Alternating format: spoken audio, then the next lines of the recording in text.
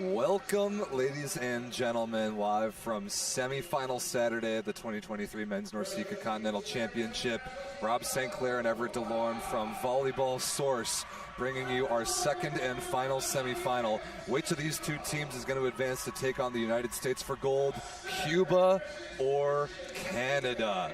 This is a big-time match between two bitter NORCECA rivals. These matches always seem to go the distance. They always seem to be insane. This will be the latest chapter in one of my favorite NORCECA rivalries. Everett, I know you're excited for this too. Yeah, absolutely. I mean, we saw a crazy five-setter between these two teams early on this year at the VNL. I mean, there's so many different times where these two teams have gone toe-to-toe over the past decade or so, and this is going to be another chapter, of course. 4 years ago, Rob, at this very tournament, Cuba beat Canada in the semifinals at Canada's home tournament back in Winnipeg.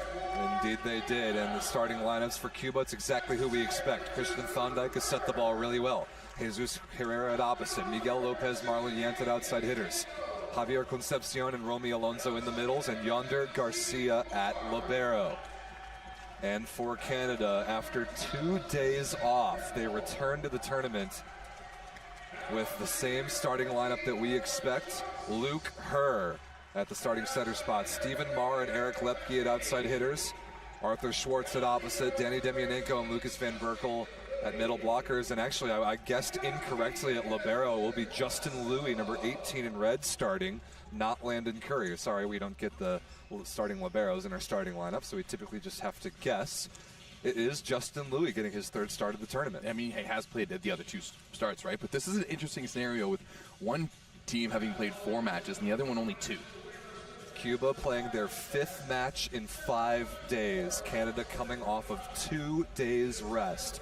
Rest versus rust, Everett, is a classic debate in sports and in volleyball. This is a very demanding tournament for Cuba especially.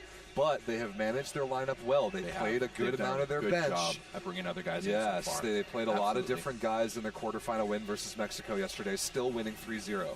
Yeah, I mean, Cuba has definitely been playing, obviously, way more than Canada. But as you said, they've weathered their bench, and Canada hasn't seen that competition in 2 days. So it's really going to be a first set of feeling each other out to see how it goes. It looks like Eric Lepke is going to start things off for us. Really good serve right away. Pass tight, one-handed set. And Miguel Lopez, who's very good on the right side, Everett, as we know, gets Cuba on the board first. Nice play there by Thondike. Yeah, definitely tight pass, the one-hand jab up to Lopez. And, of course, we all know how deadly he can be. I mean, all of Canada found out that back at that 2019 That's semifinal. Exactly right. Those videos big time here on the Volleyball Source YouTube channel of Miguel Lopez bursting onto the scene. Mar's first swing of the night is not a good one. Little too shallow of an angle, off the tape and out of bounds. 2-0 Cuba. Yeah, he's not happy with that himself after that one coming down. There's a small contingent of Canadian parents over there behind the Canadian bench. I wonder how their whitewater rafting journey was. Well, they all survived, so that's a good thing. That's good news. Yeah. Wow. Louis fights it off. It'll be Mar again against 3 blockers. Through the block of Herrera and out of bounds, and Canada's on the board. That's a good recycle there, or redo there by Mar. Not the greatest set, out of system, high ball, and is able to use the block of Herrera. Herrera not necessarily known for his blocking. Just when I'm chirping him, that's all. Just when Everett is right in his ear, sitting behind the baseline at VNL in Ottawa. Herrera, of course, a deadly attacker and server. Let's see how quickly Thondike goes to him. Serve from Demianenko is handled pretty well. Marlon Yant misses that swing out of bounds. No, never mind. Touched by the fingertips of the block. Yeah, Arthur Schwartz afterwards nods in agreement that in fact was him. Yeah, I didn't see that in real time. Good call by the officials. Yeah, absolutely. No challenge system in place here at this tournament this week. That is important. Here is Romy Alonso, one of Everett and I's favorite middles in the world to watch. Very underrated internationally. Really going at Louis in the early goings here is Cuba. He's been up to the task. So far, that ball not perfect contact there by Van Berkel, and Yant makes Canada pay. High flat off the block and out of bounds. So far, Cuba has really used Canada's block. They've really been swinging. They've been swinging 4 hands. I mean, maybe Herrera got a little bit, Yant got a little bit lucky off that one off Schwartz, but still. 4-1 start for the Cuban team in blue on the far side. Perfect pass there by Mar. And Schwartz is stuffed straight down. I think that was a true team block there from Cuba. I think both Yant and Concepcion got a piece of that. Yeah, I think they did too as they closed that seam right in the middle of the block. Arthur Schwartz, of course, Everett, relatively new to the opposite position. He was a starting middle for Canada at the Olympic Games in 2021. He was. He also played middle just last year at the World Championships. So after a devastating knee injury. Right at Mar again. He's going to get it back on the outside. That's going to be recycled, but back on the Canadian side. Ooh, off speed there from Mar. Don't see that from him often. Now Lopez in the middle and transition out of the pipe. Good block and coverage. Yant off a weird angle is dug by Lepke. Gotta have this if you're Mar, and he doesn't. Stuffed straight down by Herrera. Well, Cuba has been just really on point here, and it's not really been as much as their athletic plays, but their blocking has been so strong. They've bin all over Luke Herr's set so far. Wow, we were wondering, Everett, we talked about it in the pregame show and just before the broadcast started. Cuba playing their 5th match in as many days. Canada coming off a 2 days rest. Maybe Cuba, because of their more recent in-game experience, is going to be able to come out to a hot start in set number 1. That's exactly what we're seeing. Yeah, Canada's going to have to weather the storm a little bit and get the gears going. It's been a long 2 days without any competition. You're just training against each other. In a facility on the other corner of this convention center that is not ideal, to say the least. Yeah, definitely. So now Canada is going to have to go out there and really they're going to have to find some grit and bear down here. Maybe just really force the attention level to a high, like an end of game high here, just to get the gears going. Rotation 3 receive here for Canada. Schwartz in the front court. Going after Mar now. It's either Louis or Mar so far, as Mar is going to go. And another block by Jesus Herrera. Just after you said, Everett, that he's not that much of a blocker, he's got 2 in a row on Stephen Mar. 2 in a row. It seems to be his favorite player to block there, Rob, as Mar not doing too good so far. Alonso continuing to serve. That time he went away from Justin Louis, who passed a couple good balls the points before. This time at Eric Lepke, not a good pass at all, and this will have to be a free ball. Lopez to Thondike to Herrera. Nice touch there by Mar. Concepcion is slowed down in the middle. Golden opportunity here for Canada. Schwartz on the right side, off the block and out of bounds. Needed that point for the Maple Volleys. That's the type of hustle play that the Maple Volleys need to start converting right now. And maybe it's just that expectation of being too clean off the first ball side out, but Canada needs to bear down and grin it here. The longer rallies go are more in favor for Canada than for Cuba. Agreed. Look at this matchup. Marlon Yant, number 23 in blue for Cuba, attacking against Luke Herr, the Canadian setter. That's exactly where Thondike goes, and Herr gets the better of him this time. Ooh, the little reverse slam down. Somehow that ball came out of Luke Herr's hands clean. That was nuts. And Herr just barely isn't able to keep that touch inside the sideline, but what a setting play that was. He was on his knees, his hands at his chest, and still had the ability to flick it clean to the outside. And no one on the Cuba side reacted at all, so that's how you know it was clean, right? Because you know Cuba, of all teams, would be the first ones to start yelling. Although they have been quite more mature. You could read the Mikasa on that ball the entire way on its way to Stephen Mar. But, again, Cuba does get the point. Thondike trying to use the perceived mismatch of Yant over Herr. Nice pass by Lepke. There from Herrera. Very good high shot there by Arthur Schwartz on the right side. And right now, it looks like Cuba is trying to take away Schwartz's cross. He's much more comfortable swinging across the line, across the court, no doubt about it. But Schwartz, other than that first swing that was out, has done a good job, and that one block. The past two have done a good job going high off the block, and that's the area he's going to need to challenge here. Oh, what a rip there by Stephen Mar. Heck of a serve by Mar, handled nicely by Lopez. Oh, what beautiful a dig by Louis, but couldn't quite be controlled. That swing from Marlon Yant was basically straight over the block. That was huge. It was. He was swung hard on that, and Louis was there to strap it on, but that's a big velocity.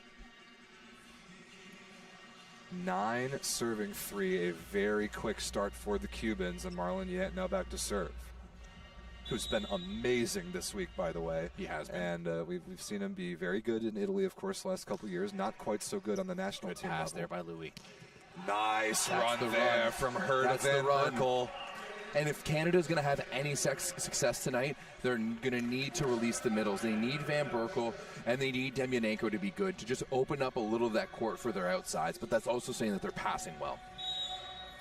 That's one of those really sophisticated drift routes from Van Berkel, jumping away from his setter to create separation.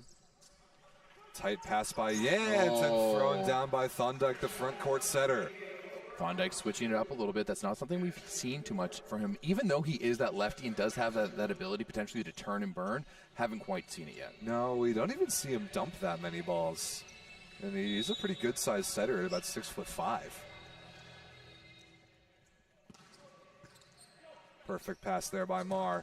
Demyanenko is slowed down nicely by the double block in the middle. Herrera to make him pay. It does. What a swing by number 12 in blue out of the back row. Herrera really good. If there's a gap there, he's going to find it. That's a back row attack. That is a back row attack. He's making contact at the top of the antenna and basically right along the net. That's how incredible he is off the ground jumping. Yeah, a tough ball there for Canada in first ball side out as Demyanenko unable to convert it. Her to Schwartz, pounded down the line. Look at that wrist away shot. That was a fantastic wrist away. Normally I don't endorse that, but whatever works right now for Canada. That's a very high-level swing from a guy relatively new to the opposite position, but he's been training with the best in the world. A year at Cisterna before the knee injury, and then a year at Monza backing up Jurgi Grozer, one of the best to ever do it. There's the dump from Thondyke. Wow, look at that play. I have to admit that was nasty. That was pretty sweet. That was a very good play. I mean, even Justin Louis was nowhere close to making that play. When talking about Schwartz, there was that period about 5 games where Grozer was injured. He was playing and he was averaging well over 20 points a match. So he has that ability to do it, especially in the best league in the world. So absolutely. Perfect ball there by Louis. Pipe combination to Mar, and off the block and out of bounds goes Chuck, as they call him. Stephen Mar, number 7 in white. Luke Kerr has done a pretty good job at establishing the middle early here. Here is Eric Lepke. Everett, I know it is great for you to see this kid back. Number 80 of all things. Unleashes one that's handled brilliantly by Garcia. Alonso, how did that ball's stay still up? alive off the head of Arthur Schwartz. Yeah, it's out of the back row. Destroyed. Super Spike is right. And right now, Rob, it just seems like all momentum is going towards Cuba. And Canada's just really a step behind in this match. So we're really looking for Canada to wake up here and start putting on some pressure. No timeout yet for head coach Tuomas Melvalo of Canada. Nice pass by Lepke off one of the best servers on the planet. Good dig by Garcia. He's been great this week. Yant off the head of Mar, but Herr can get there. Option ball. Schwartz is blocked and covered. Lepke, the former setter. Another coverage play. A hittable ball for Mar, and he goes off the block and out of bounds. What a bump set. There we go. Canada showing some life. A few recycles there. Some great blocking by Cuba. But Canada able to keep it alive. A couple of clutch digs there by Luke Herr. And Canada just waiting at that point. That's exactly what I mean by as long as the point continues to go, Canada has a bigger and bigger chance of taking it. That was potentially a huge momentum turning point for the Canadians. Big rip there by Demyanenko. Beautiful rip by Demyanenko, and he gets back a free ball for Canada.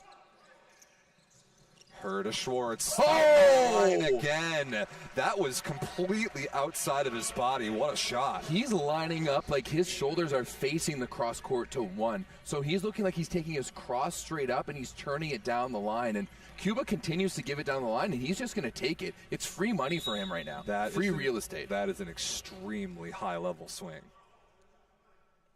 8 serving 13. Demyanenko rips another one. He wanted it. Oh, Demyanenko celebrated as if that ball was in. I thought it was in too. I may be a little bit biased. So did Lucas Van Berkel. I feel like the line judges have done a pretty decent job this week, so I'm not going to start questioning them. They have.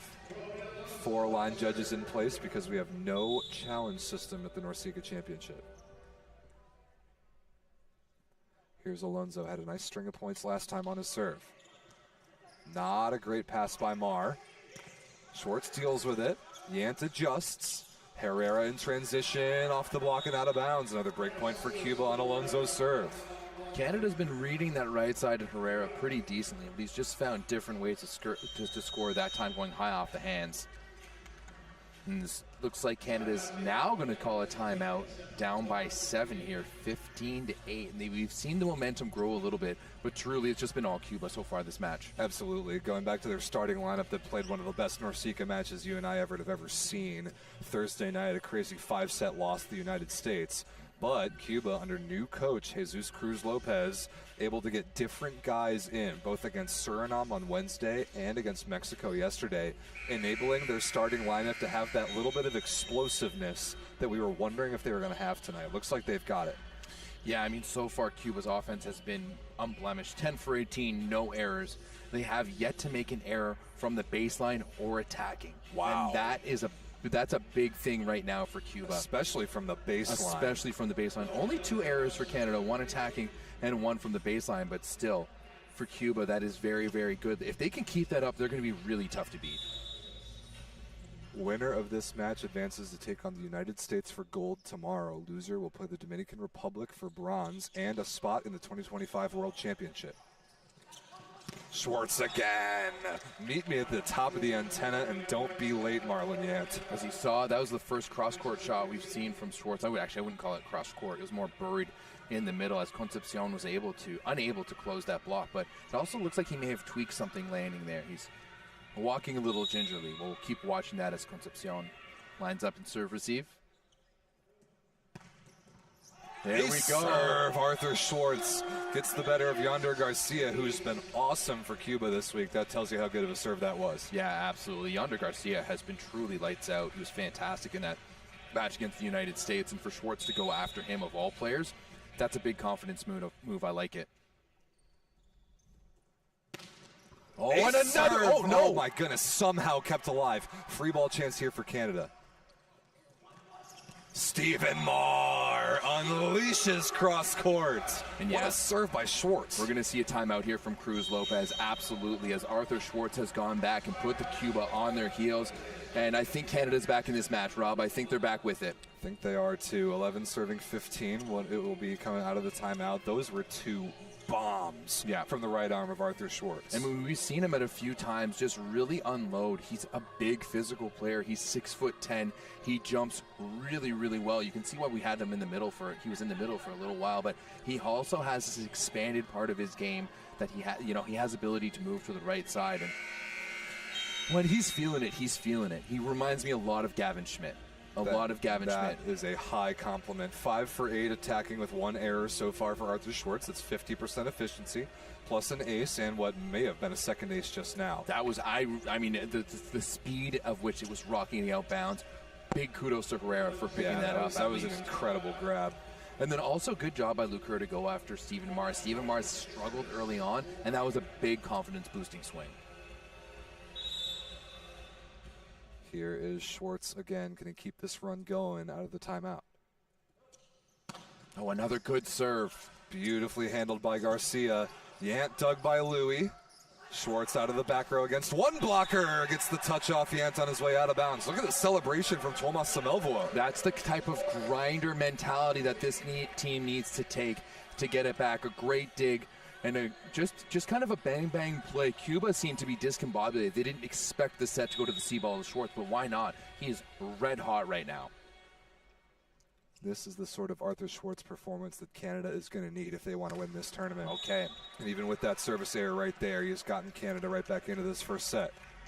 And even then, you see him coming back, and he's still not happy with himself. And I like that attitude. Just one ball at a time. You're never better than the last ball, so he owes us one now. Here is Jesus Herrera, who is there's one man who can answer right now. Yes, he can. He hasn't served that well this week. Could this be a time? Oh my goodness.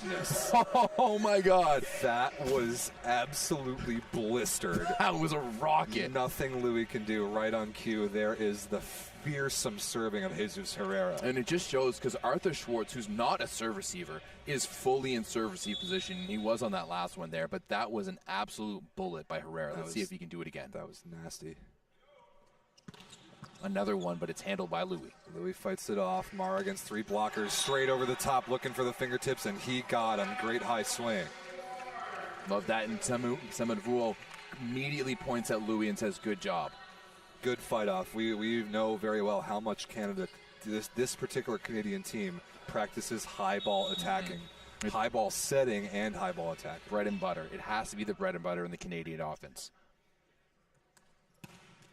Oh, not out by much by Mar. Cuba's lead is 5.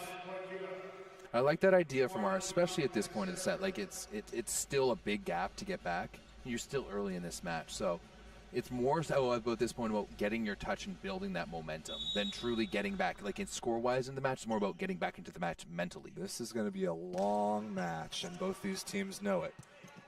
Barely kept alive here by her. Schwartz sends it over relatively easily. Concepcion with another dunk in the middle gets it back for Cuba. Lopez, nice block touch. Louis gets what a there. chase! What a chase! Nice chase down. Too tight of a ball there for Lepke. The coverage is there, but now Cuba has a chance to swing. Yant on the right side off the block and out of bounds. Semelvo is very upset with that coverage and that too tight of a high ball set. And he just pointed to someone on the bench. I think it's Jordan Schnitzer there. That was a heck of a chase down effort from Justin Louis. The libero out of Stanford came south of the border to play on the NCAA. Beautiful pass there. Schwartz has been the guy, and another line swing. Oh, and it looks like we're seeing Nick Hogue as a service substitute, Everett. You called it before the match. You thought that Lepke and Mar would start it outside, so we would see Hogue in this role right here. Hey, man, you know what? Lube fans remember this guy with dread. When he used to come in and serve for Perugia a few years ago, and he has a shoulder on him. Nick Hogue has always been able to bomb balls. Can he keep this ball in play? Oh, goes with the float serve instead. It comes over. Confuses Marlon Yant. Schwartz to make him pay. Does. Off the block of Lopez and out of bounds. Good matchup there. That's a veteran play there by Nick Hogue, and he does have that change-up float serve. He tosses it like a spinner and just pops in the float. And I mean, we're saying there's notes in the chat to feed Arthur, and I think that's what they've been doing. 8 for 11, the big man out of Toronto. Another tough one there. Nice cut serve. Herrera blocked through the block of Lepke, though. I thought that might have been a stuff block. Just squeaked through. Just squeaked through. So that service sub will be undone, and actually a substitution here on the Cuba side. Look at this. Osniel Mergarejo, the Cuban captain, coming in to serve for Concepcion, I believe. One of their best servers, like just period.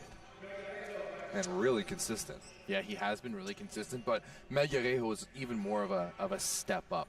If you're talking about a consistent server, it's Melgarejo through and through. Look at that, great serve, but nice pass. Her, the front court setter, wins the joust against Alonso, but now Lopez for a swing, and he wipes it off the hands. Luke Kerr being targeted by Miguel Lopez right now.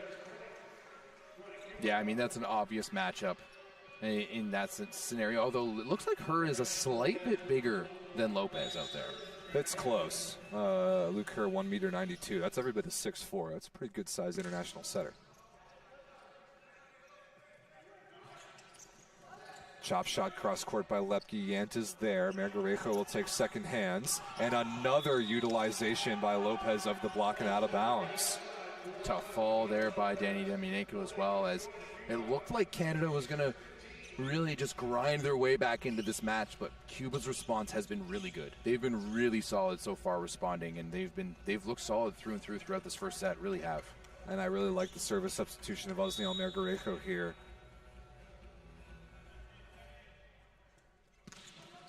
Off the tape, and Lepke doesn't handle it particularly well. Another high ball set that was very tight. Little that Lepke could do. Lopez again! It's stuffed straight down. Danny Demianenko closes that block, presses over, and shuts down one of the hardest hitters in the world. Hey, you got to hit hard to get blocked hard there. You sure do. And that was getting blocked hard. So Margarejo will go back to the bench. The run ends on the Demianenko stuff block. That's one of those that like jolts your shoulder back in its socket. He got hit so hard by Lopez. Danny's a strong guy. He can handle it. Danny is a strong guy.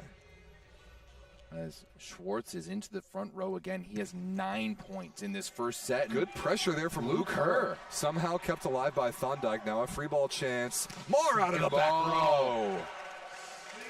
Great serve from Luke Herr. Popping the ball a little more than we saw earlier this summer as his shoulder gets back to 100%. Yeah, bringing a little bit more. And Luke Herr has actually seen this Cuban team a little bit more because he did play them last year in the finals of the Pan Am Cup. When he was the starting setter for the B team and rode to his truly Cinderella story to get to this spot starting for the Canadian A team.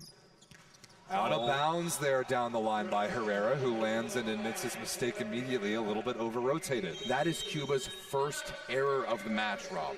That is their first error, which is incredible. Serving. That's really remarkable.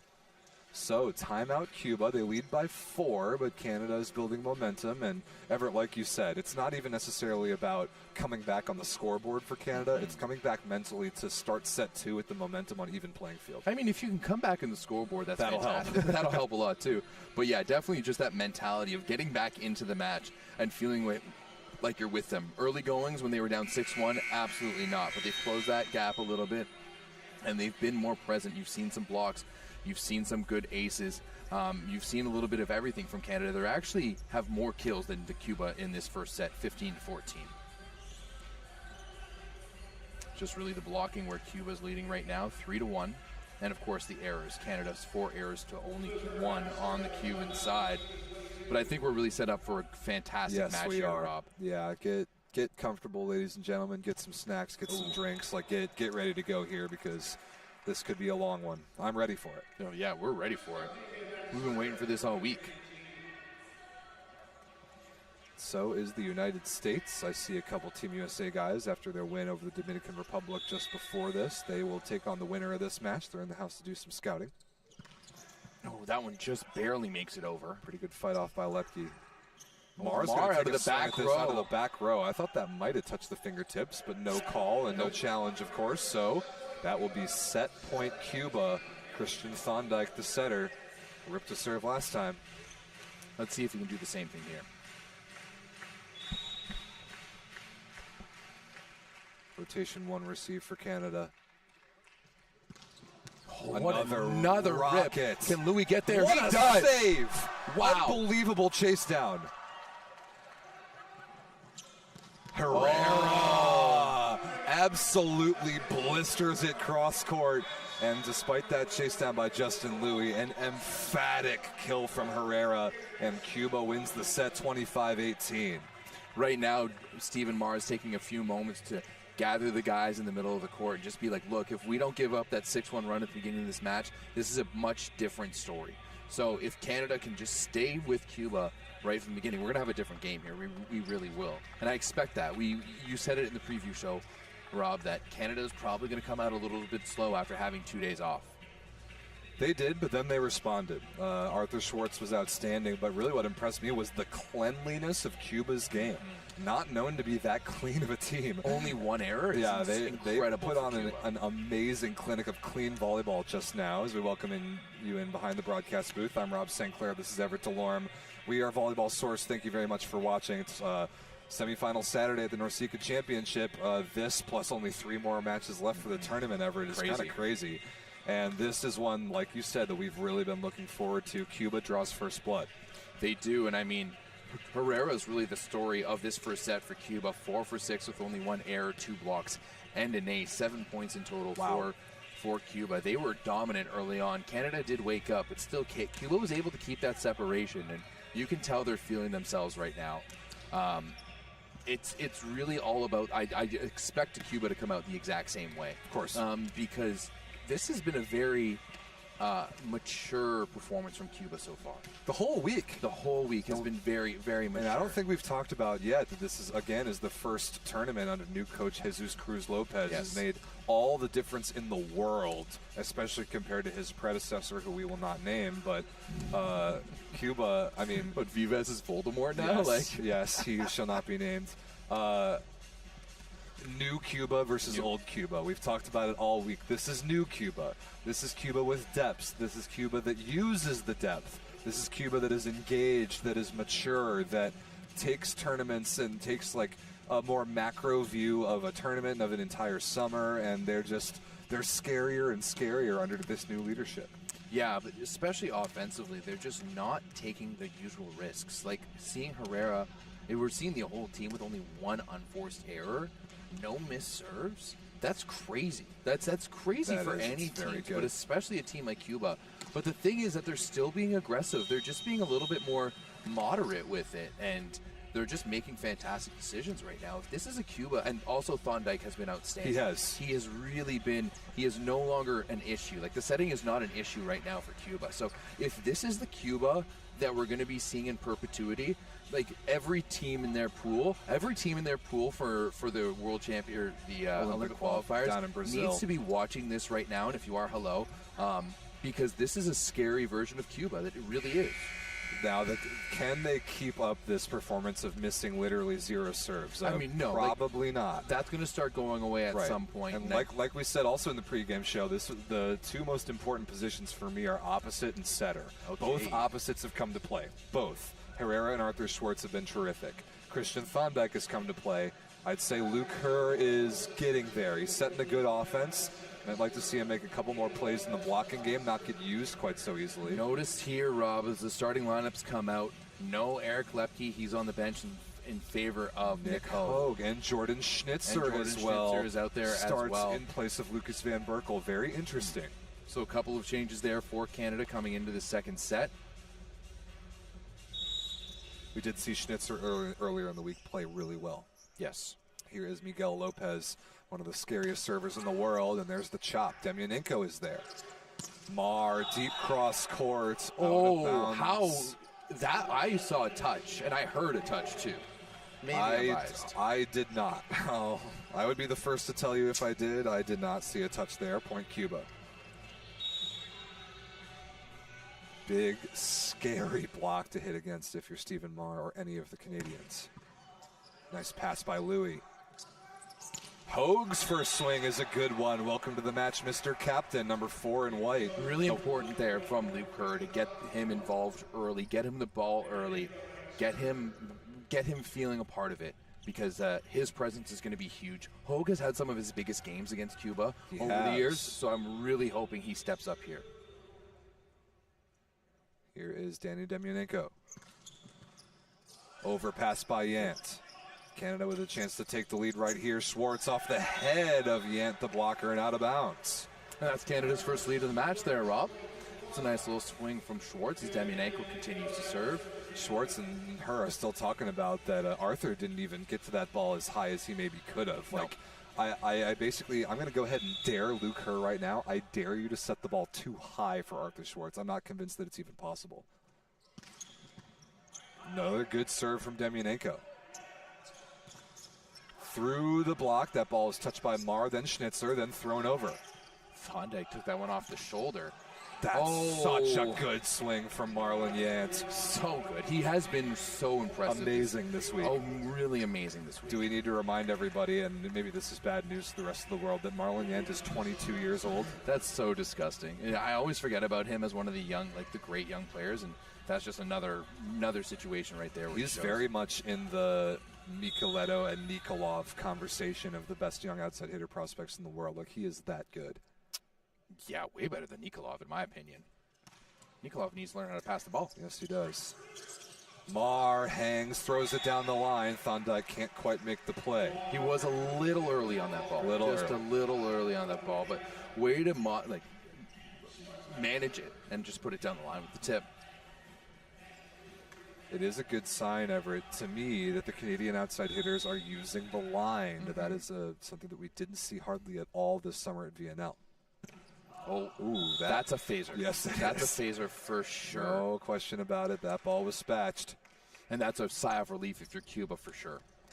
Do you guys use the term waffled in Canada? Ooh, no, what's that? It's similar to a spatch, but just like we were talking about the difference between a dribbler and a trickler. Okay. I think there's a difference between a waffle and a spatch. I just don't know what it is. We'll come back to that. Okay. Look at that swing from Jordan Schnitzer. And that's a guy, he's a guy that can absolutely elevate. He plays in that 12-foot range without a doubt. And you'll see, like, watch the ball that's set to him. It's actually quite a bit higher because it allows him to go and get it. Oh, yeah. Even a big blocker like Concepcion can't handle him. 4-3 Canada. Mar back to serve. Oh, the trickler. Look at that give and go from Concepcion. Concepcion's swing just gets me going, man. It's so pretty. The wind-up. Great guy, too. We really appreciate his interview after the win versus Mexico last night. Canada was right on that, but it's just pure class from Concepcion. Yeah, that's a sweet individual play for sure. Man, Justin Louis is passing the ball really well right now, and another kill high and hard for Schnitzer. See ya. Everett's camera got touched. We will go fix that. You guys are going to love all the baseline highlight videos, the classic Volleyball Source highlight videos coming out in the next couple of months. We are recording every single match of this tournament from the classic baseline angle, in addition to these beautiful broadcasts. Here is Schnitzer back to serve. Concepcion again through the block of Demyanenko and down. And nice little setter battle going on here between Thondyke and her, going back and forth through the middle. I like seeing setters respond to one another with their choices. Welcome back, Everett. Thank you. Perfect pass there from Louis. Pipe to Mar. Look at that range. Just away right on the sideline. Canada's doing a really good job at answering every single one of Cuba's shots right now. Someone's got to jump out in front beforehand, but this is the game we came to see. This is the game we came to see. The level is really high. Look at that serve from Luke Herr. Love to see it. Wow, what a dig by Louis. What a read. No double contact that called. was questionable. Herrera a second time off the block and out of bounds. Good dodge from him after he landed. We're tied at 6. Canada's block has been consistently there and really challenging Herrera. It kind of reminds me of the match at TD Place at VNL where Herrera, it seemed like was just getting it through. Then finally, once they started getting the blocks on him, that's when things started to turn in Canada's favor. That can happen to Herrera. Wow. Okay, Demyanenko tattoos that one on Marlon Yant. Complete disregard for, human life there. Just swinging that one through as hard as he can right at Yant. I love it. Shout out Kevin Harlan. LeBron James with no regard for human life. One of the best calls ever. Goes into the net there. And it's going to bring none other than Miguel Lopez back to serve. Does he qualify as a NORCECA gem? I mean, now he's one of the best players in the world, but this is where he got his start 4 years ago. Wow. See you later. Ace serve, Miguel Lopez. That ball had fire tailing off of it. That was something else. I mean, there's so little time to make that decision if it's in or out. Is it me or the next guy? And you truly have to treat it as a dig. Right. Remember, Ron and Cuban Spike told us that one of the reasons why Lopez is such a cannon for an arm is that he grew up in Cuba spiking basketballs. Can you imagine? Yeah. That one was just straight up by Louis. High ball practice here for Canada. Nice recycle shot. Schwartz is alive. underneath it. That might have been going out of bounds. What a bump set, though, from her. This is basically a free ball down. No, Herrera is straight down. Stephen Marr is up to the task. And we've talked about it. The Canadian block, I don't know my own nationality right now. The Canadian block has been on Herrera. He's just been getting, not lucky, he's been getting it through. But that time was all Stephen Marr with the clamp. That's the first block of the match for Canada, if I'm not mistaken. I think you're right there, Rob. The second block of the match. We'll take all the time we need to clean up the floor. Demyanenko back to serve, tied up at 8. This is the battle that we've been looking for. He has served the ball well. Another good one there. Beautiful pass by Yant. Romy Alonso on the back one. His first action in the offense is off the tape and down. And this is, Rob, this is exactly what I expected from these two teams. Like, this is the volleyball that we were expecting, just measured and going back and forth. There's really not that much that separates these two teams at the end of the day. Very little. Very, very little. It's why every time they get together, it pretty much always seems to go 5. VNL this year, that Olympic qualifier match in 2020. High ball practice for Mara again. Throws it through the block of Herrera, and Canada gets the point. Mara is not someone you want to joust with. No. He is a big boy. He is the Canadian Moose. Like that, we need to give him that nickname because he's big, brawny, and surprisingly agile and skillful. Absolutely. Mara said he had, in his opinion, one of the best seasons of his career at Monza this past year. Wow, look at that set from Thondike to Concepcion. Concepcion, he's so good at watching that ball on the 31 come across his left shoulder. It looks like he's going to bang to the cross and then tips it down the line. That's such a skilled shot by Concepcion. Here is Herrera back to serve. He had a rocket of an ace in the first set, but not that time. Deadlocked at 10. Yeah, Herrera's ace was a bit of a phaser, honestly. It was just a phaser in. I mean, if you can hit a jump spin serve as hard as you, like a spike serve, but with no spin, if it's inbounds, good luck. There's just nothing you can do. Here's Mar. Oh, that was a big serve, but nicely handled by Yant. He gets it back. Through the block of her again. A little bit of a target in the blocking game for Cuba. I mean, it has to be. He's definitely the smallest Canadian out there. And otherwise, it's pretty solid blocking all the way through, even with Hogue and Mar on the outside out there. So when Hure's in the front row, you're going to bet a lot of balls are going to go his way, especially with Yant in front of him.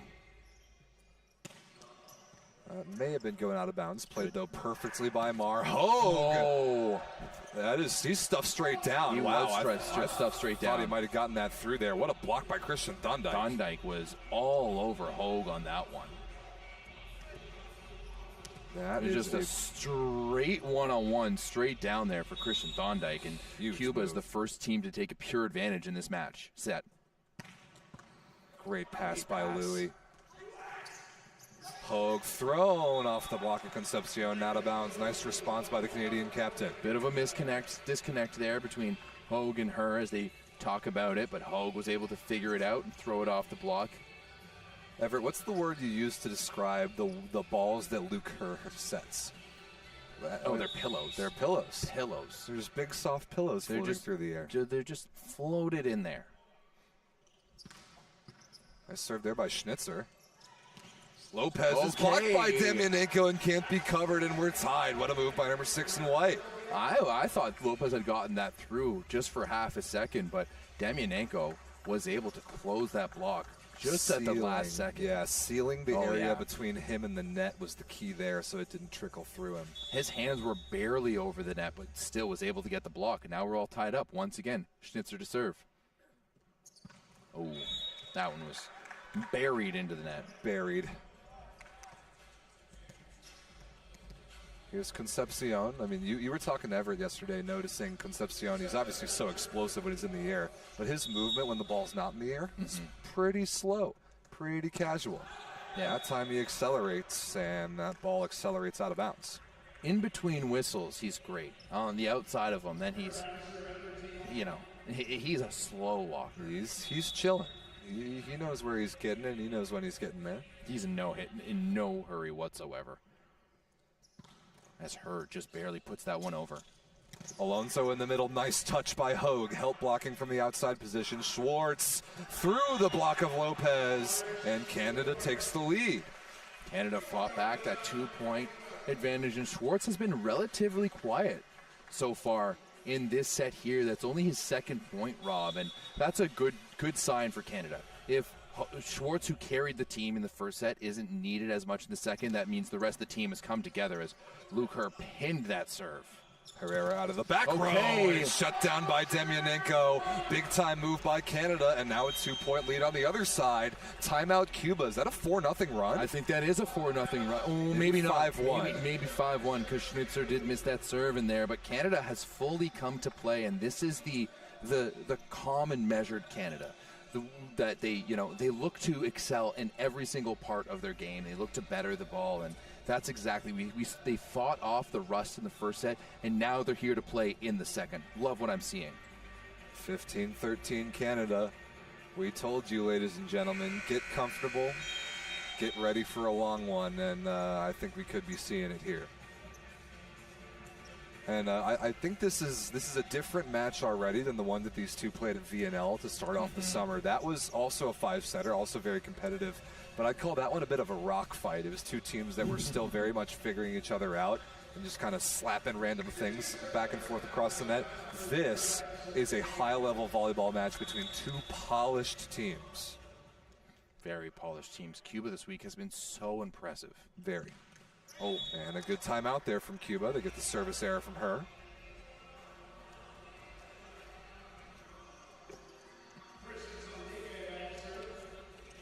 Thondike back to serve. We haven't seen him make that much of a difference from the baseline this week, but at the end of that first set, he really ripped a couple. He did really rip a couple. He has that pace to bring. And he's a lefty. Not a good pass by Hogue. He'll get a swing against three blockers. What a stab by Jans. Oh. But unfortunately, Thondike with too far to go. That's such a good shot by Nick Hogue. That was really just a veteran shot by Nick Hogue. We haven't really seen him unload on one yet, except for the one that he got canned by Thondike. He did, in fact, get pound blocked. That'll happen. You got to hit hard to get blocked hard. Ooh, the float serve change up there. Not a great ball from Garcia, and Canada gets a free ball out of it. Oh, Romy Alonso, a straight commit, shuts down Demyanenko. Schwartz is not happy about it. I think he's going to get a stern look from the referees. Yeah, I mean, smoking that ball into oblivion. That was a questionable setting choice there by Luke Kerr. It was everything. Like, Schwartz wanted to see that ball come back to him. I agree. That's what I was thinking. 1 point lead for Canada. Now they've got to get this guy off the service line. Nice fight off by Louis. That ball set too high by her, but Mar gets away with it. That ball would have been down. Also a net touch from Alonso. That's definitely a break for Canada. Yeah, that's a huge break. We've seen a few of those misconnections there on the outside for Canada as that ball floated just a little bit outside. A little too pillowy, you know? Demyanenko has served great. Everett, earlier this summer, you called him Canada's most consistent player, and I agree. Wow, look at Lopez unleashing out of the back row. Lopez is just a pure weapon sometimes. I thought he was too late to that ball for a second. I did too, but his arm is so fast. His swing is so good. 16-17. Can Cuba grab a break point to close this gap? This has been a good service rotation for them with Alonso back to the line. Rotation 3 receive here for Canada. Oh, shanked pass. Sure enough, Romy Alonso gets the better of Justin Louis, and we are tied. Yeah, that was a fantastic serve down the rail there by Romy Alonso. And Cuba continues to impress. Only 3 errors so far. Wow. That's just exceptional. Both of those, only the one hitting error by Herrera in the first set. The other 2 are just missed serves. And Canada's going toe-to-toe here. Ooh, that is not a good service error by Alonso. And he knows it. He knows it. But, you know, Cruz Lopez comes in, gives them the high five, gives them a little love. I've been very impressed with Cruz Lopez. 100%. His demeanor is outstanding. And also, just look at him. He's a unit. Yeah, he's an absolute easily 6'9". Yeah. Oh, Schwartz with a pretty good serve there. Yeah, it's his stuff straight down. Stephen Marr comes over to complete the triple block. And a huge break point for Canada to go back up by 2. Canada's serve block this set has been much, much, much better. Blocking, they have 3 of them. And actually, that's probably a 4th there. And, yeah, it is. And they've just been all over Cuba. And, I mean, let's be honest, Cuba's offense, not the most varied. Nice chop serve. Yant will send over a free ball. Schwartz out of the back row, through the block of Yanton. Canada's lead is 3. That's exactly what he wanted in that last play, right? We just got to see it a few points later. This time it was on the C ball, and immediately Samuel Vuo goes over to her to chat with him. But a very good response there. We were tied up at 17-17 here, Rob, as it looked like Cuba was getting ready to gear up to make a run to 25, but Canada has responded perfectly. Yeah, we saw service error, block, transition kill. It's 20-17. Canada with a golden opportunity to equalize this match at 1-1. And we've heard a lot from the Canadian players, Everett, this summer, just gushing over the experience of having Tomas Somelvo as their head coach. I love watching him on the sidelines. Yeah, me too. He's very animated, right? You can tell that he's a guy's guy.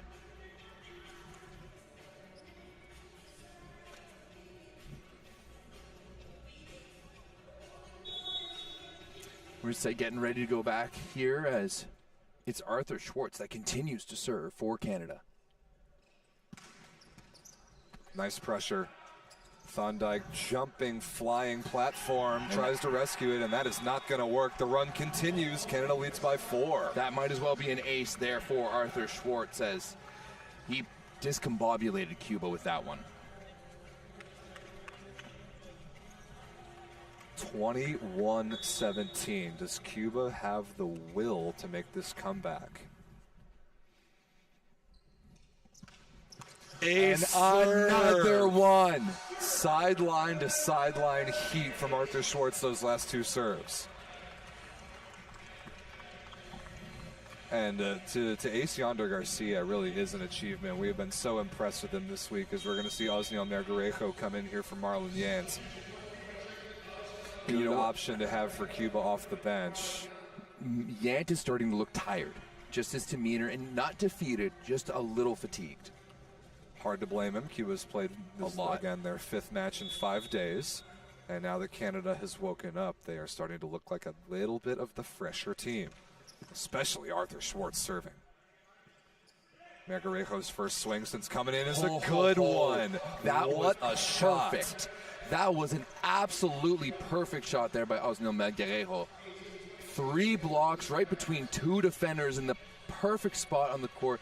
That is absolute textbook. Brilliant. World-class swing. Pretty good fight off there by Mar against Herrera. He'll get a ball against 2 blockers, and Concepcion slams the door. 3-point game. Cuba's starting to answer here. They're starting to get back into it. And yeah, this is what I want. This is the electricity that I want from either of these teams. Just the back and forth battle is now Tuomo Semifinal calls the timeout for Canada. I like this timeout. Still in command. Yep. Make Herrera think about his serve. Definitely a guy that occasionally can donate points from the service line. Yeah, he can give them or he can take them just easily. That's right. Just as easily either way, right? So here's definitely another guy, and also that was a big play there by Concepcion. In a couple of big plays in a row for Cuba. So that big swing by Mergarejo, big block by Concepcion. You want to, that's 2 momentum building plays. Cut it off early.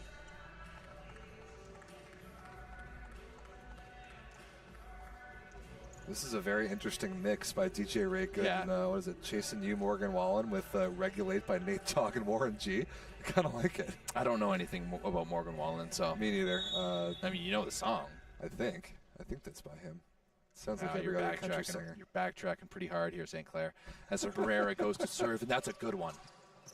What a set! What a set by Luke Kerr. I said okay because I thought Concepcion got the block there. To be perfectly honest, I could only tell by Concepcion's reaction that he was a split second late, and who can blame him? I did not see that back one coming. That was a really good run. Awesome ball from Luke Kerr. Yeah, and good job by Schnitzer to be there and present too, just to be available. Stephen Marr, the Canadian Moose, according to Everett. Mergarejo off the block of Schnitzer. A pretty good chase down by Schwartz, but that ball's not coming back. Just out of the way of Schwartz there.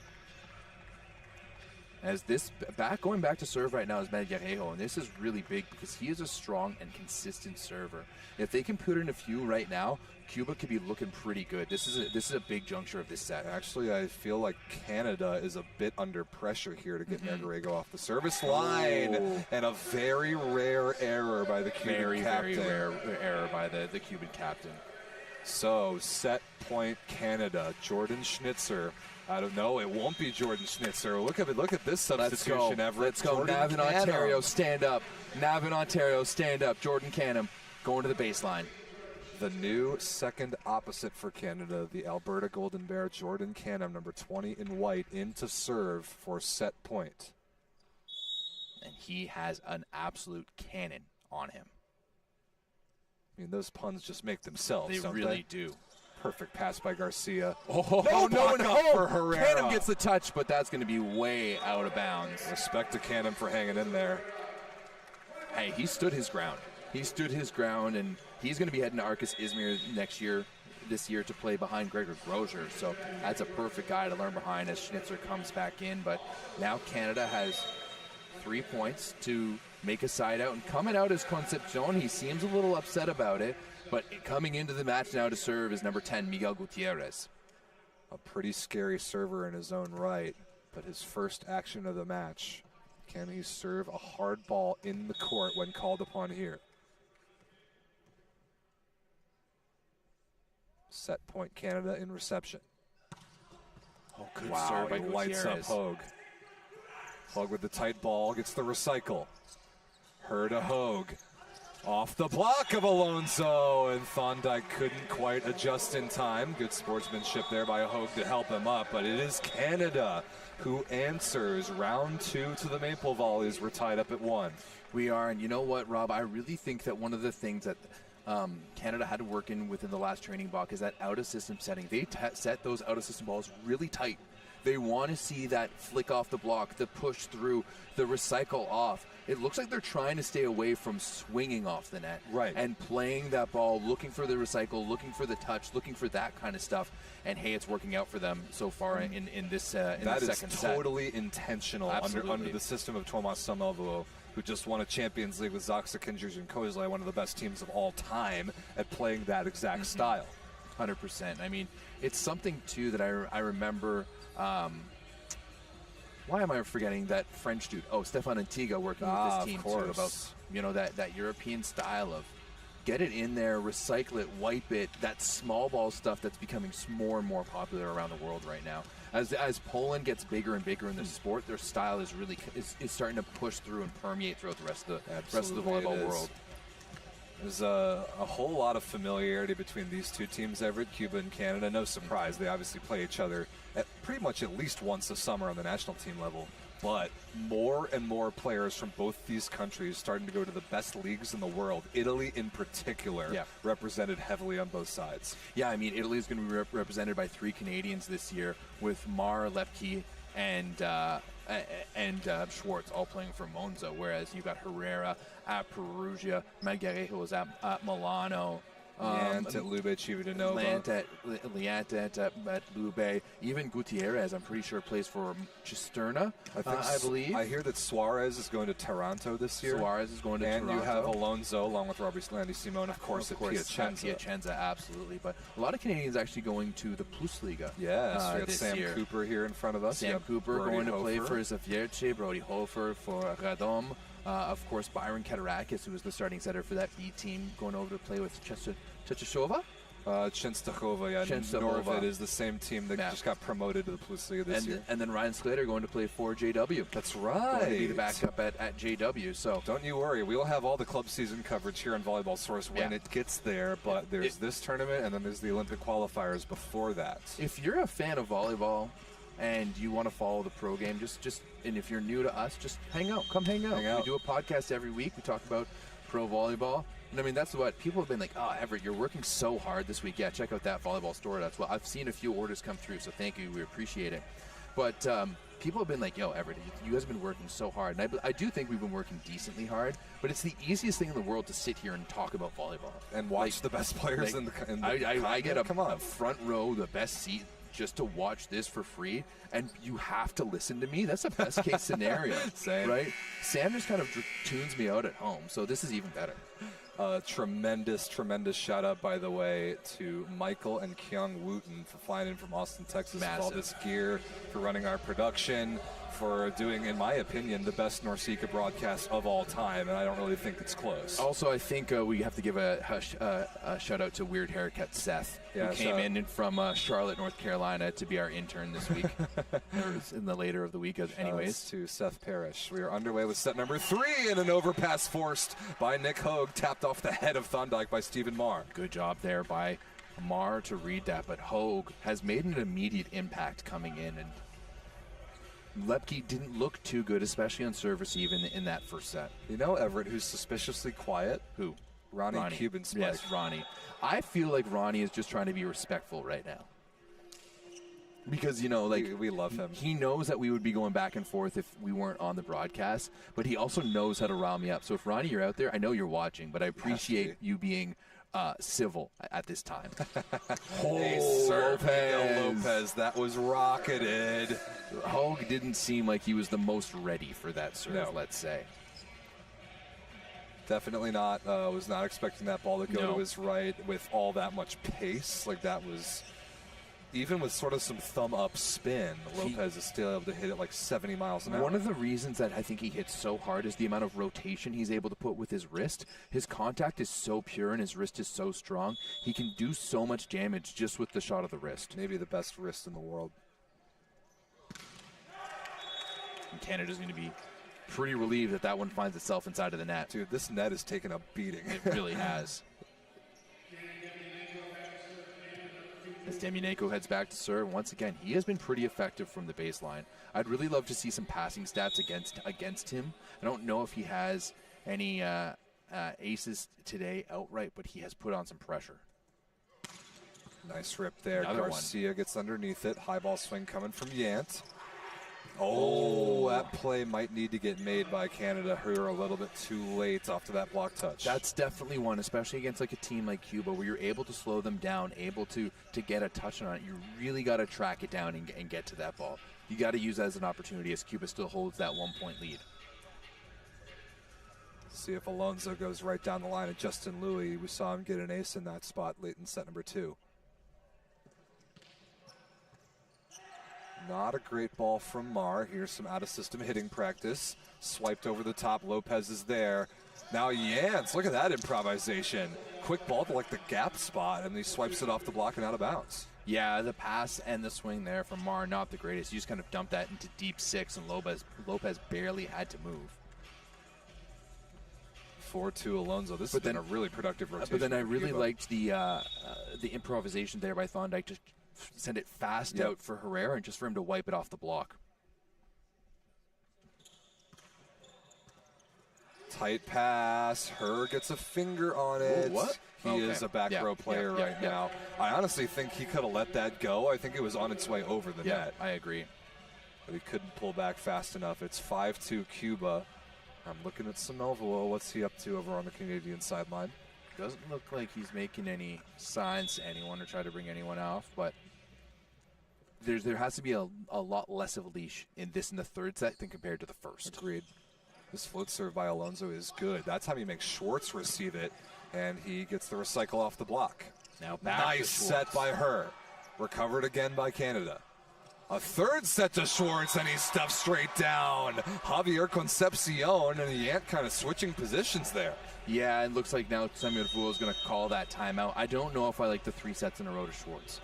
I was looking for a little bit of separation, maybe just chuck a high ball outside to Chuck and let him swing away at it. I was thinking about a Bic ball, which would have had the blockers separated. I don't know if the Bic was ready for that because it was the libero in 6 back there, but Schnitzer was also available. So, Cuba on a nice little run here to start set 3. Romy Alonso doing a great job float serving. Canada has yet to pass the ball really inside the attack line. Moves and counter moves, punches and counter punches in this heavyweight fight. Yeah, absolutely. And I mean, we've said for a long time that this one's going to be a battle from both of these teams. And It's just, one team makes an adjustment and the other team adjusts to that. And then the other team makes an adjustment, and it's just this back and forth, and it's really a race to the end to see who can beat the next team's adjustment by the best. Canada needs to get this float serve right on Luke Herr's head. A little better. Marr against 2 blockers. Really good high-level deep cross-court swing there. Did that one take a touch off the block? Because it looked Definitely. like it was. Oh, okay. It looked like it was going well out of bounds, so I was surprised that Lopez played it. Now the Toronto boy, Arthur Schwartz. Explosive in the first set, a little bit quieter since.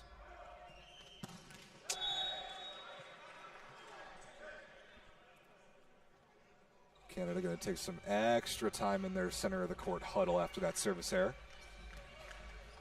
Just going to need to settle things down a little bit and get it going. Cuba's response in this set has been fantastic. Hogue fights it off. This will be Marr against 3 blockers. Smart off-speed shot, but now a perfect opportunity for Cuba in transition. Nice block by Schnitzer. Herrera blocked by Schnitzer again. Yant is there. Kept alive. Nicely done. That ball, though, is sent out of bounds. What a blocking sequence from Jordan Schnitzer. That's really too bad for Cuba there. Yant did such a good job to get back there, keep that ball alive, and Thorndike unfortunately just sprays it out of bounds. I want to see a good play like that rewarded. Definitely. That was a very good chase down. And now Stephen Marr working to do some damage from the service line.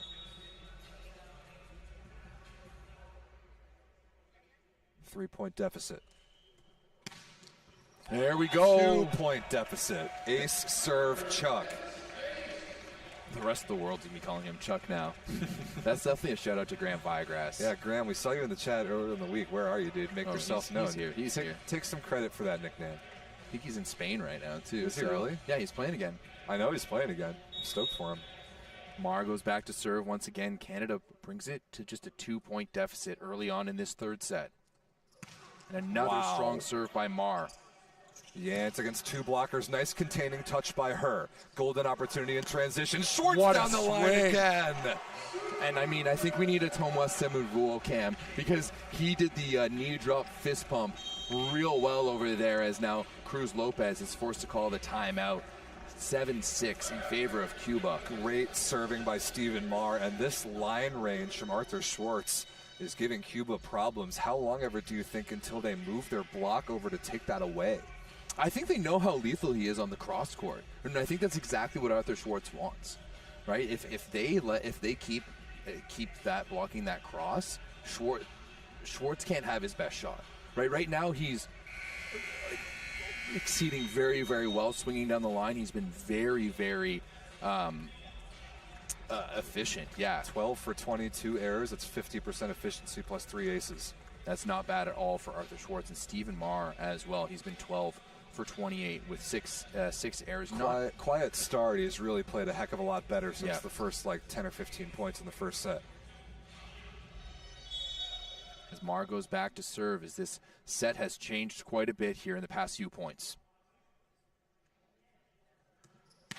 And another big serve by Marr. Is that coming over? It is. Free ball chance here for Canada for the tie. Schwartz again off the block and out of bounds. He picks on the late blocker Concepcion. We are tied, and Stephen Marr deserves all the credit. You know what? There we saw Yant go all the way to the pin on the block, and right away Schwartz sniffed it out, and he put it off the drifting Concepcion.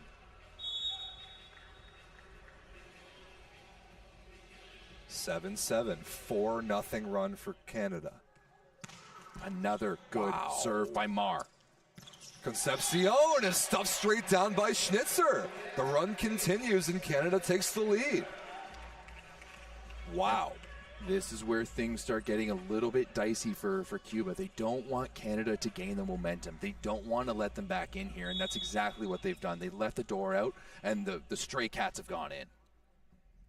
Jesus Herrera has been very quiet lately. Wow. Right on cue. Herrera destroyed off the block of Hogan out of bounds. We're tied. They needed that. Cuba needed that right Definitely. They certainly did. Really good reception as well. But Stephen Marr What a service run that was to equalize this game. Marlon Yant, only 22 years of age.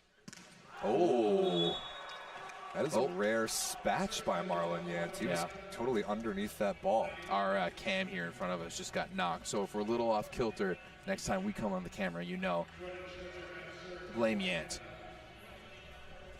I know blame Canada is a popular saying amongst you Americans, thanks to South Park, but Schnitzer here to serve as Rob tries to fix the camera. That's a good serve by Schnitzer. Oh, a miscommunication as Thorndike sets Concepcion. He's not there. And then is unable to dump it back over as he just punches that ball down, and all of a sudden Canada has the 2-point lead.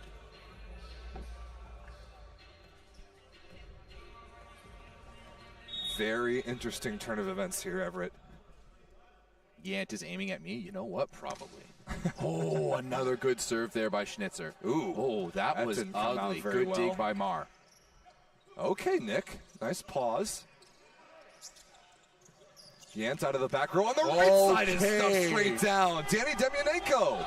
Danny Demyanenko closed that block so quickly, and you know with a guy like Yant, he has that vision, and that's the second time out there by Cruz Lopez early on as Cuba has no idea what to do. Rob, you're going to check out to see when this run started for Canada because it has been fantastic. It was 7-3. It is 11-8. That is an 8-1 run. Let's go.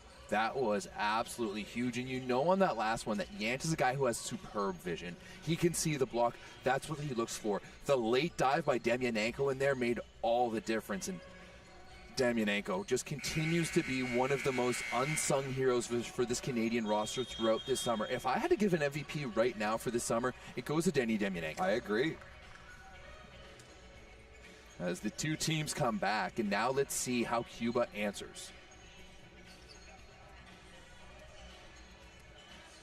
Jordan Schnitzer has really brought some energy since coming in the second set. And we should play the Wipe It song right now. And Stephen Marr was pretty animated before that timeout about mopping up something. And he was talking to the down referee. And that, to me, right there is not a, hey, let's slow things down. His team is on fire right now. He wants to keep things going, but he's just making sure that things are staying grippy out there on the court. As Canada leads 11-8 now in set number 2 in Cuba. Not entirely sure what to do with it right now.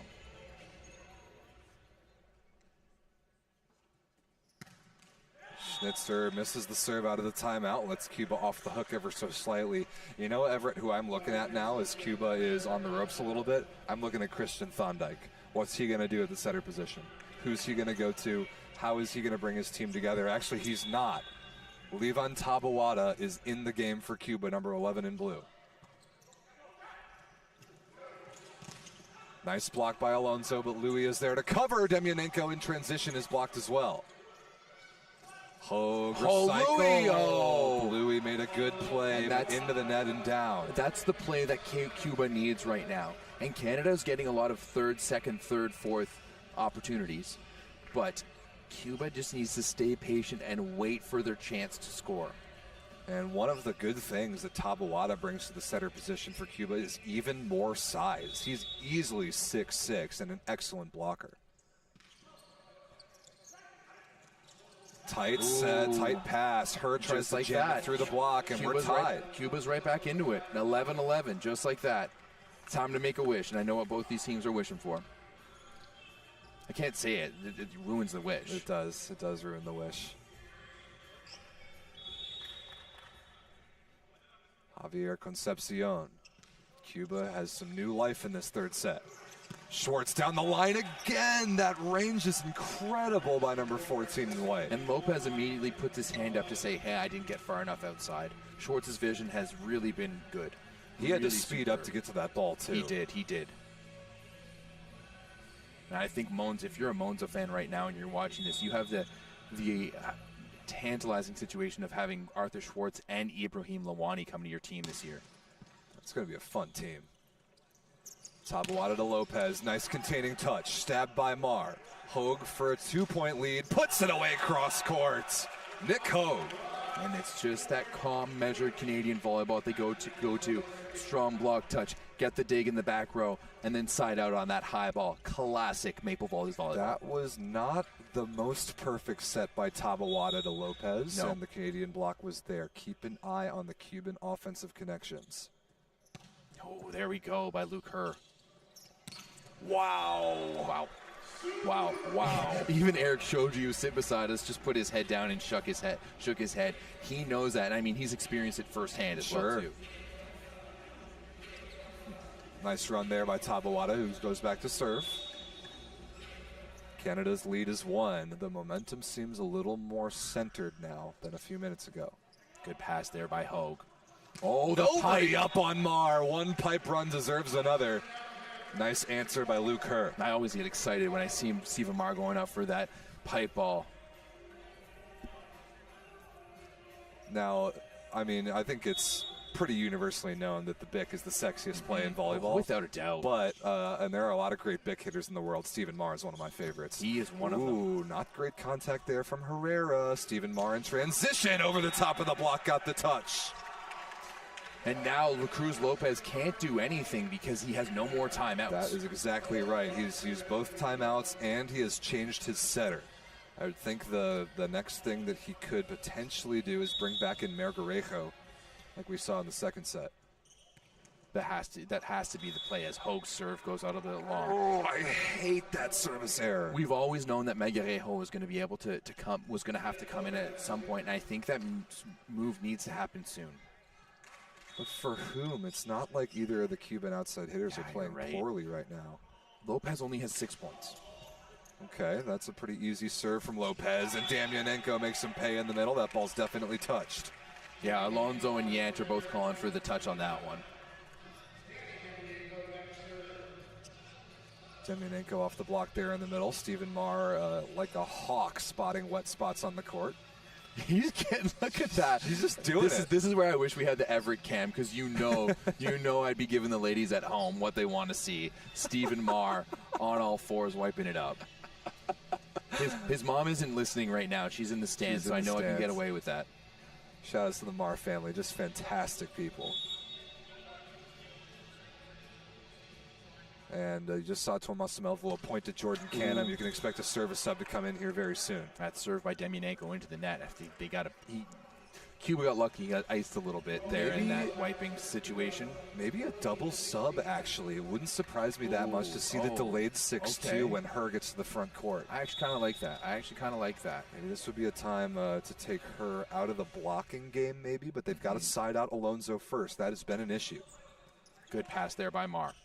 Schnitzer straight through the arms of Concepcion in the middle. Dude, he is up there. He's up there. I mean, let's remember that Schnitzer played for that Lundberg squad that year that upset Modena in the first round of the CEV Cup match. And Schnitzer is a guy that has really only been on my radar for a few years, but he's continually impressed me. Good serve there by... Not a great pass by Garcia. This will be a free ball. Traffic jam on the Cuban side. Mar, nice little lefty tip down the line. That looks like an Eric Lepke play. Yeah, that was an awareness play there by Mar. Lopez got tangled up with, I think, Yant. And now there's some heated discussion, let's say, on the Cuban side of things, as things seem to be unraveling quickly here. A little bit.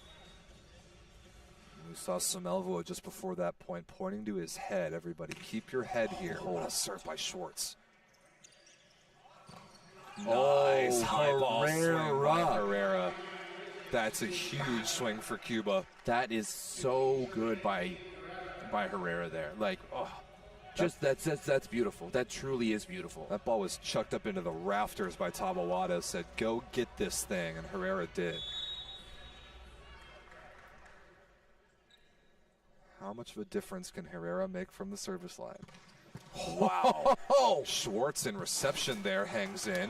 Justin Louis with some property damage. Yeah, it's stuff straight down.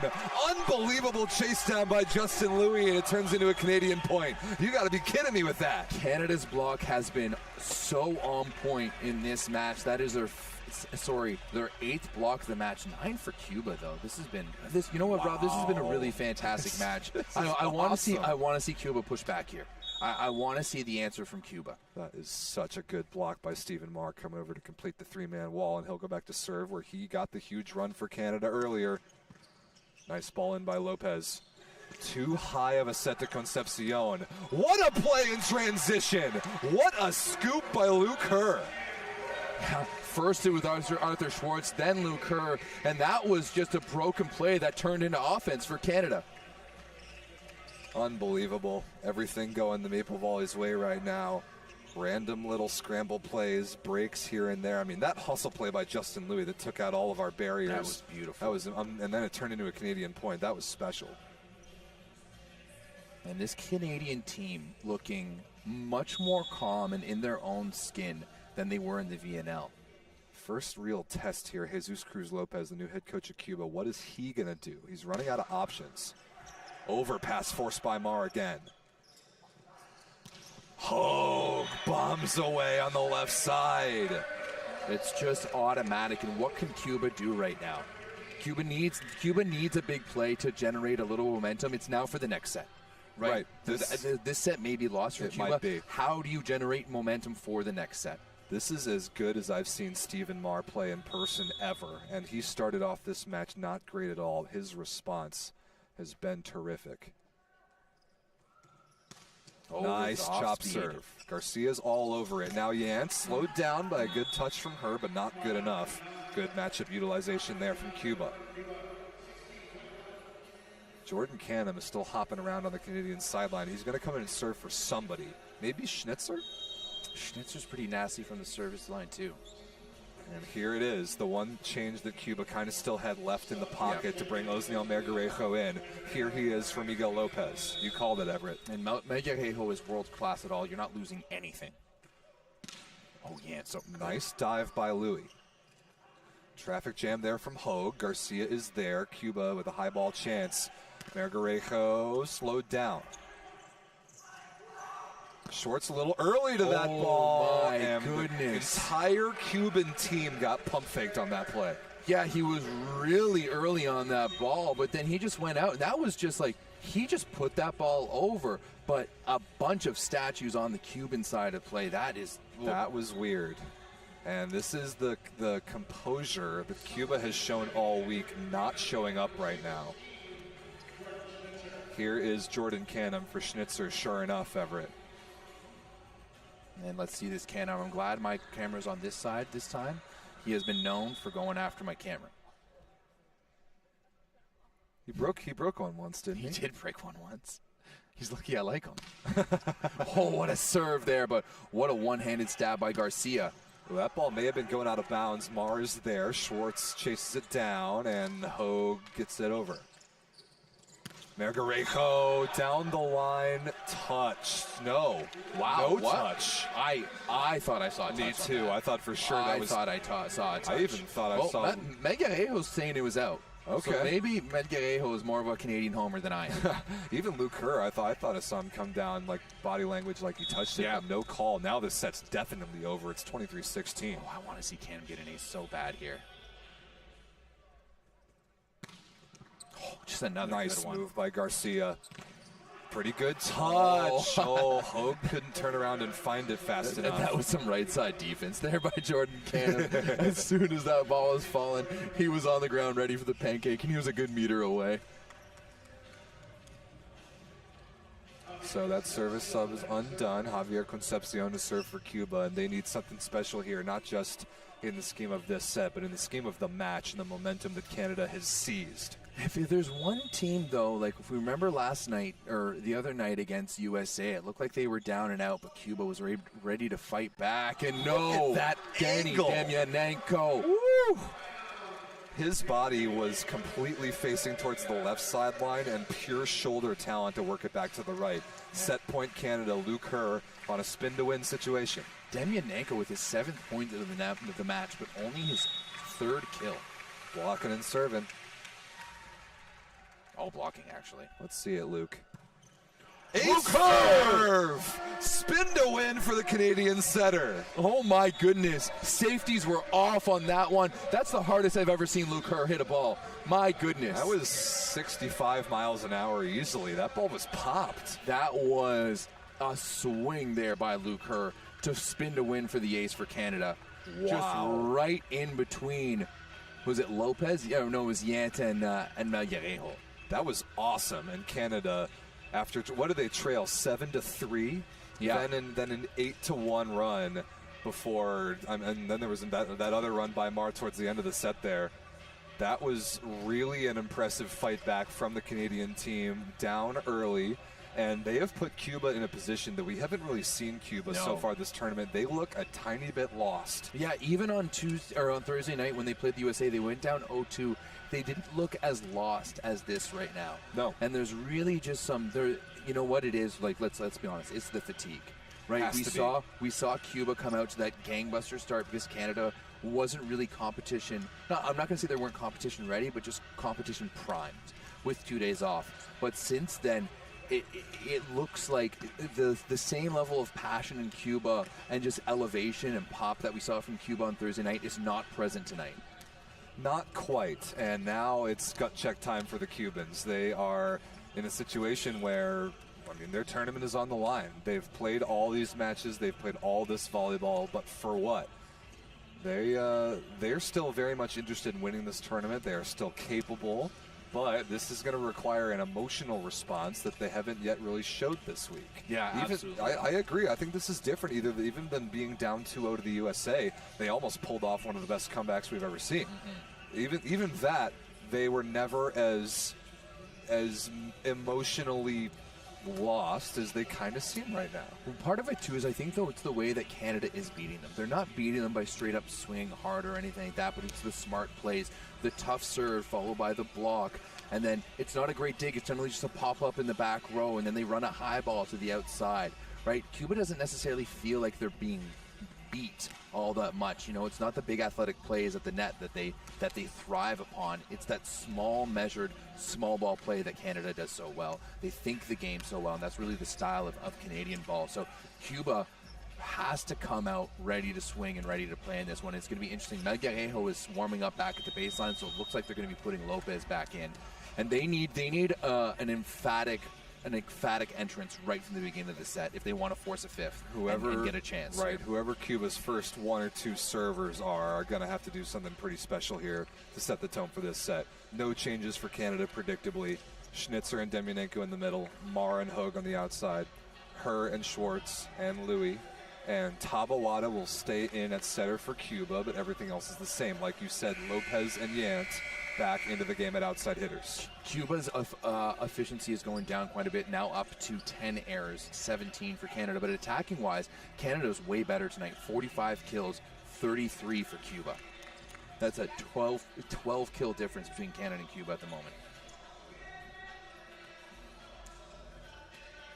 I will go ahead and put the link to the live stats in the chat for all you people in case you're curious to follow along.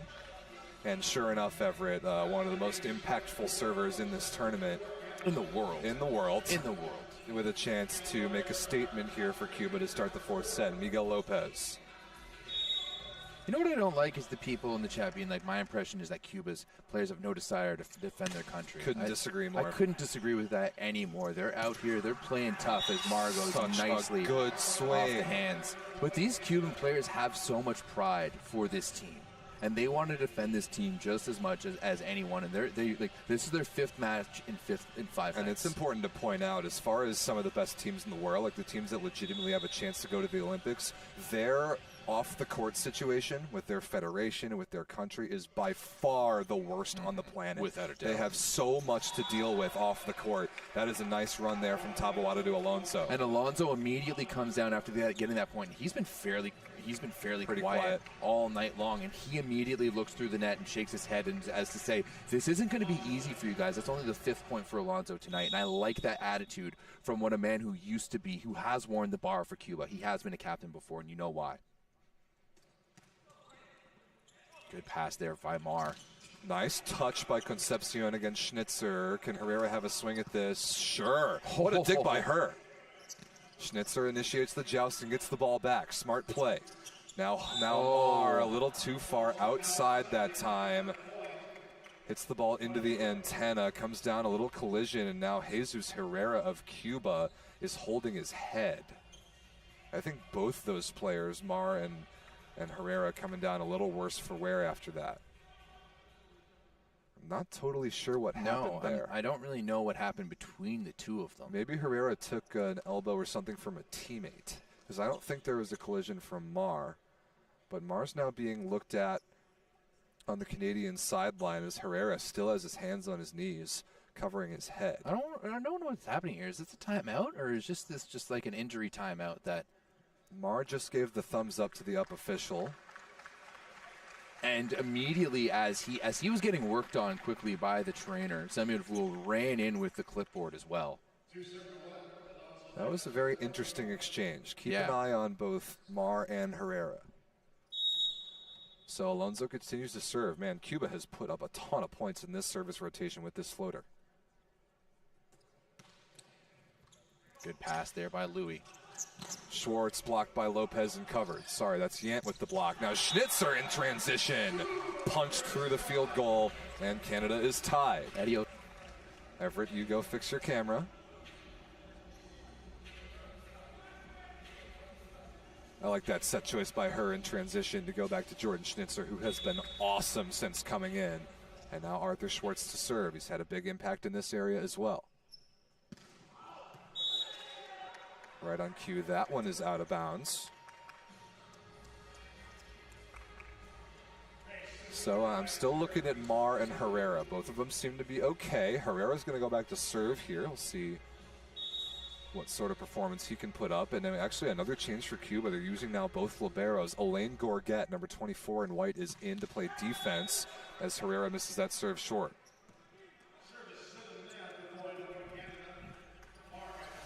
Everett, I was just noticing while you were fixing the camera, Cuba's gone to the two libero thing. They brought in Gorget to play while they're serving. All right. And here Garcia is back to try and fight off this serve from Stephen Mar. That was another big one. Beautiful pass by Lopez. Concepcion in the middle. Crushed wrist away. That is such a good pass by Miguel Lopez. And an even better swing by Concepcion. Really, the ball was coming from behind him, and he was able to turn that around down the line, or across court.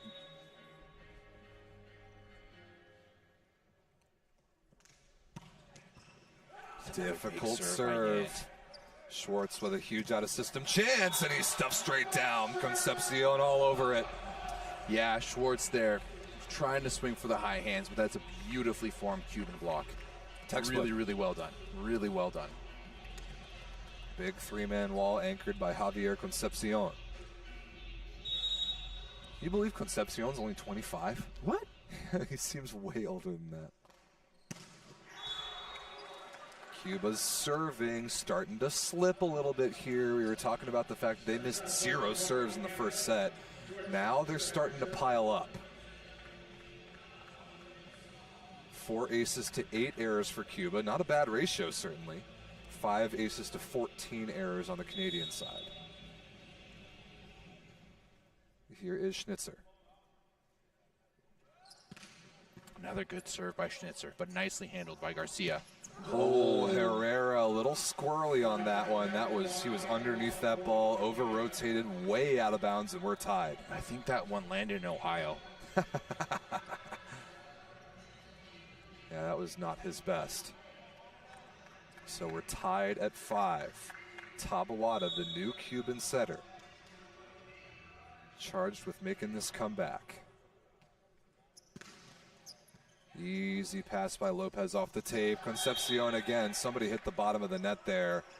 It was Canada on the way up. Yeah, Point that Cuba. that was definitely Canada. Definitely. I know Mar was looking for Cuba. As Mar says, sorry, but Schwartz says it was. That's a mix of Schnitzer and Schwartz. Schwartz says it was him. Oh, or maybe not him, but it was definitely Canada. That was a really nice sorry you dropped there. Very Canadian. So I loved it. I mean, April did say he wanted me to jump into it a little bit more as crossbody Demyanenko ties things up. That was sweet.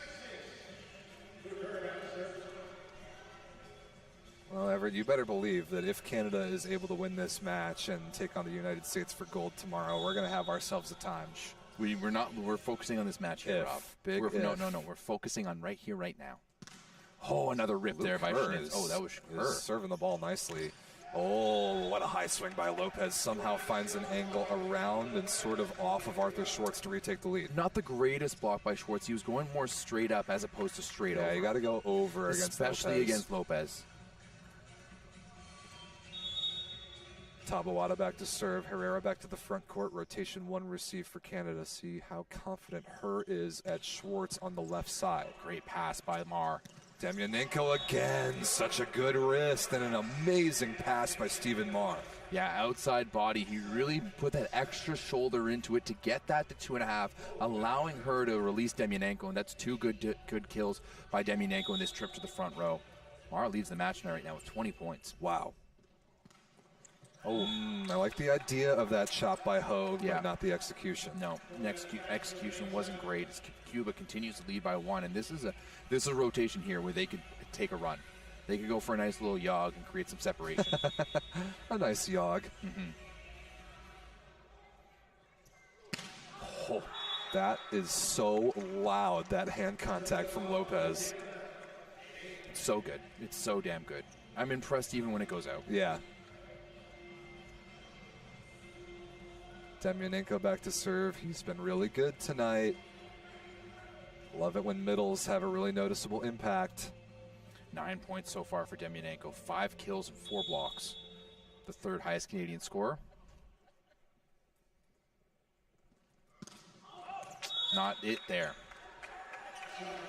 So this 4th set stuck in neutral just a little bit. 9-8, a few service errors on both sides.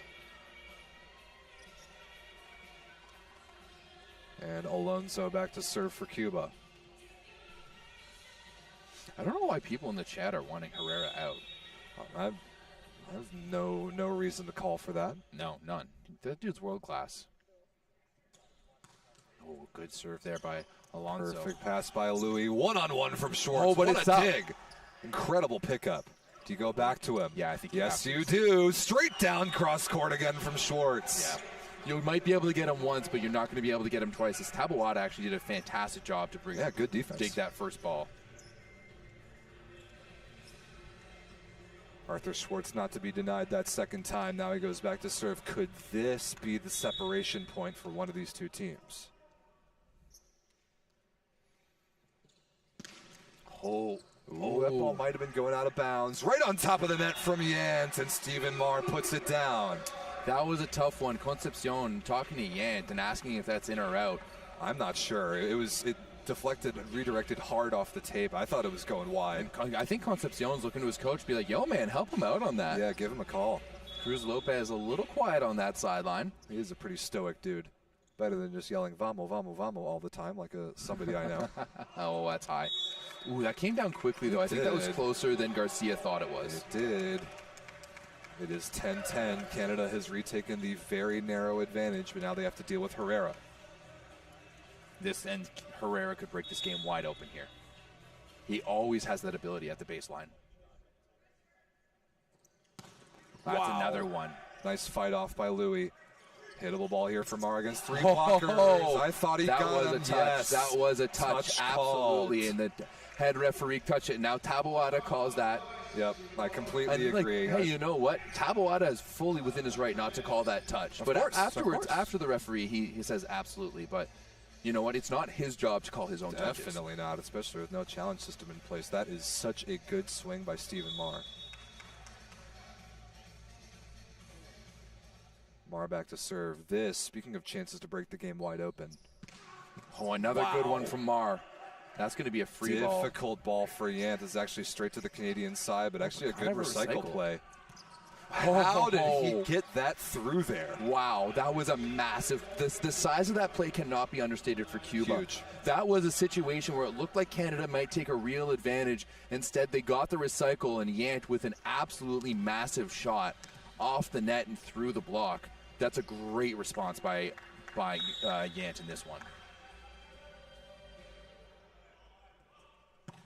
Oh, another big nice serve by pass Yant. from Louis to fight it off. Hogue, such a good high flat shot through the hands of Tabawada and out of play. You know what? Hogue hasn't been that loud since coming in, right? He's been in since this is now his 3rd set of play. That's only his 7th point, but he's been solid all around. When he's been called upon, he's been really big. Just doing captain things. Yep, just doing captain things. You're right. He's 7 for 13 in the afternoon with 2 errors, so that's not too bad at all. Perfectly I guess fine. it's the evening now, isn't it? It sure is. Saturday night.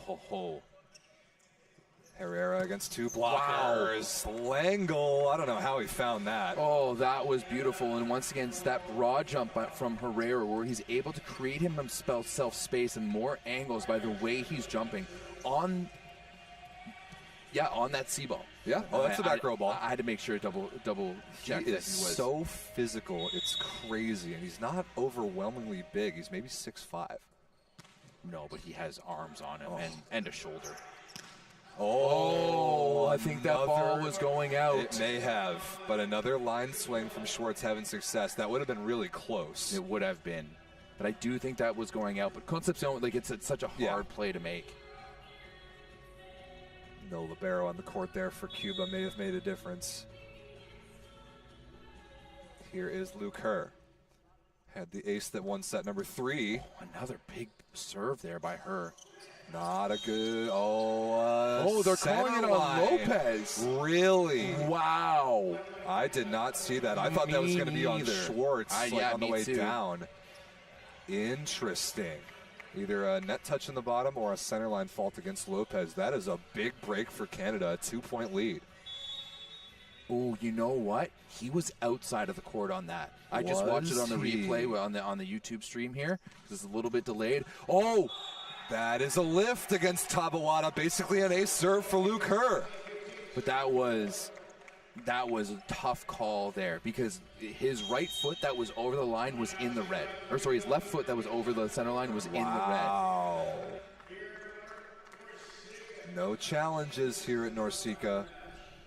Luke Herr responds with a really tough serve. Timeout Cuba. They trail by 3, the largest margin of the set for either team, if I'm not mistaken. And it's 2 very different messages in the timeouts right now. For this Tuamo Semifinal in Canada, it's step on their throats. We finish them now. We don't let them back into the game, and we push forward. For Cuba, it's all about bringing the energy. They need to make some big plays, and I'm sure Cruz Lopez is imploring anyone to step up to the plate right now. This is the golden opportunity for Canada to win this match. If Cuba is able to make this comeback and push it to 5, anything is possible. The Monza boys tonight having a game. Mara with 22, Schwartz with 20. Big time output from those 2 Canadian players. Luke Herr has served the ball great.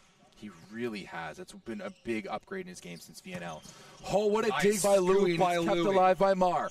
Free ball chance. Oh, that was sent out of bounds by Nick Hogue. It was going to be close. That was real close, but you know, why do I keep on forgetting his name? Garcia was right there, made the call, ran over. That's A-plus libero I have right there. really liked watching Yonder Garcia play this week. Garcia has been fantastic. Plenty of floor cleaning on the Canadian side. Look at Mar and Schwartz. Look at him go. You know what? Once Mar's done playing, I'm going to bring him on as a volunteer because he clearly loves wiping floors. Yeah, we'll put him to work. It's usually like young kids. Imagine seeing like Mar and a young, like 12-year-old just on a stool beside each other. So he handles that pass nicely. Demyanenko dug by Tabawada. Hittable ball here for Herrera, and he puts it away. Huge break point there for Cuba to get within 1. And now immediately Justin Louis senses that shift in momentum and brings the guys in. It's really too bad. That missed free ball there by Nick Hogue has really come back and bitten Canada because now Cuba is alive now. How can Canada respond here, or will Cuba keep on pushing forward? Good pass. Hogue off the block of Lopez and out of bounds. Such a mature swing. Good response, absolutely. You're in a bit of a tight situation. Give it to your veteran. You've seen Hogue on the right side a lot in his career, even at opposite occasionally. Oh yeah, no, he's lined up at full-on opposite before. And I don't know if it's maybe like the cloths or something, but Steve Amar has not been happy. Yeah, Stephen Marr is not pleased with the conditions of the floor. He is having quite the chat with the up official right now. I will say I'm not super impressed with the proactiveness of our floor cleaners. They're kind of sitting around just waiting to be called upon instead of noticing chances to clean up wet spots. Generally, you should have a thing where as soon as they see a player hit the floor, they put their hand up to know that there's something to be done after the play. But if ever a player is wiping the floor with his shoes or his hands, then that's your cue to go. Run in. You got to go. A little bit of time out there, kind of, and Hogue puts that ball into play. Lopez, nice block touch, slowed it down. That is a Canadian net touch. Missed opportunity. That was a good block touch. So Lopez, after attacking there on the right side, is going to go back to serve. This is a massive side out coming up here for Canada, potentially. Big time, absolutely. Absolutely big time play right here. Wow. What a serve by Lopez, and that's going to come over. Free ball chance here for Cuba for the tie. Herrera, sharp cross court. What an angle. Yeah, there was touch, angle, doesn't matter. That ball was in. We're all tied up. What a swing out by Canada. Herrera. And Cuba has just worked themselves back into this match. Their response after that timeout has been impeccable. It was 15-12 when Cuba called that timeout. That is a 4-1 run at the most important time. Really, really good run here from Cuba as they're back in it. You would have thought there was that bad call with Lopez on the center line a few points ago, and sometimes you see teams kind of break after that. Like the one bad call just kind of breaks them, but Cuba's response has been really, really good here in this fourth set, and they're looking to bring it to a fifth. No doubt about it. Wouldn't surprise me at all to see 5 sets in this matchup. No, it seems not to always happen that way. These two teams play each other so well. Here is Lopez. Oh, and another one, and that's an ace. Goodness. And Cuba takes the lead. Wow. That is a rocket off the right arm of number 18 in blue, right on the baseline. When he released it, I thought it was long, honestly. So much topspin. His wrist is insane. What can Samelvuo do here other than hope Lopez misses one? Decent pass there by Louis. There's the jumping screen from Demyanenko again, and the casual throw down the line by Marr. Not entirely sure what Alonso was talking to the ref about there. There's nothing wrong with that play. No, definitely not a lift. We now see Jordan Canham again, now for Demyanenko. Interesting. Interesting. Interesting for sure. I do like getting Canham as many chances to serve as possible. He has got a rocket. He does.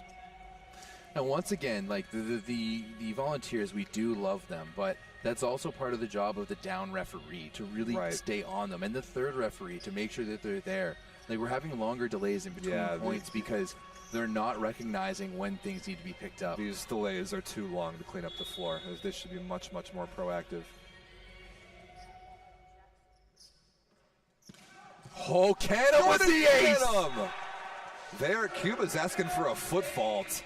I didn't see one. I saw a rocket from the right arm of number 20 in white. Once again, you're not going to be able to get to see that with. I actually just saw it on YouTube. He was good. I just saw it on YouTube. Oh yeah, no, he was good. He was well behind it. There was red in between his foot and the line, and now Cuba really needs to center themselves emotionally. Canada has retaken the lead. Jordan Canham with an unbelievable piece of work off the bench. Can he do it again?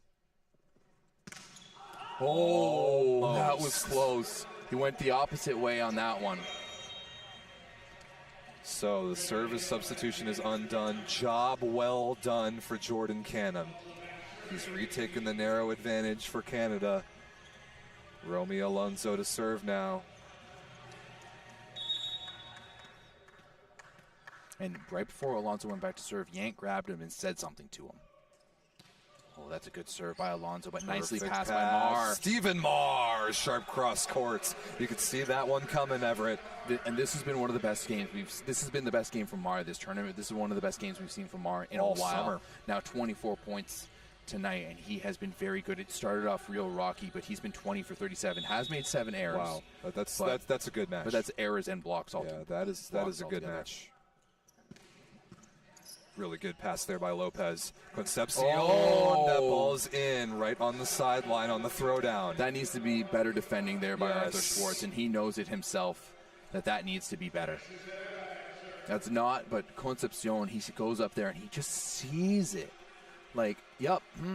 That's good vision. Good vision, and you got a former middle blocker playing right back defense. And it feels like Concepcion has really grown. He's really grown into his maturity and his leadership on this roster. I really love to see it.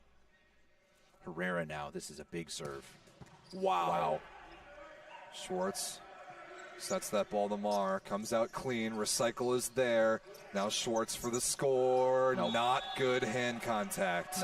No touch on that either. And that's going to go point Cuba. Definitely no touch. That was a bomb from Herrera from the service line. He pinned that ball so well. 20-19. Herrera again. Out of bounds down the line. Dodged by Schwartz. And the lead changes just come over and over in this set here, Rob, and both teams willing to give so little.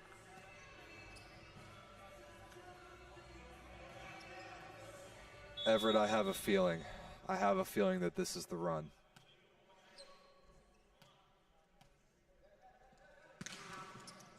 Off the tape and handled by Lopez.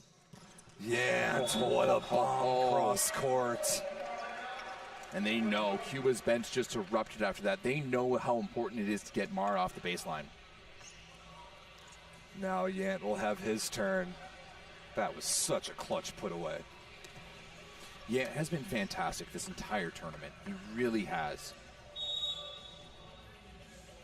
21-20. Pressure on Canada to keep their side-out efficiency high.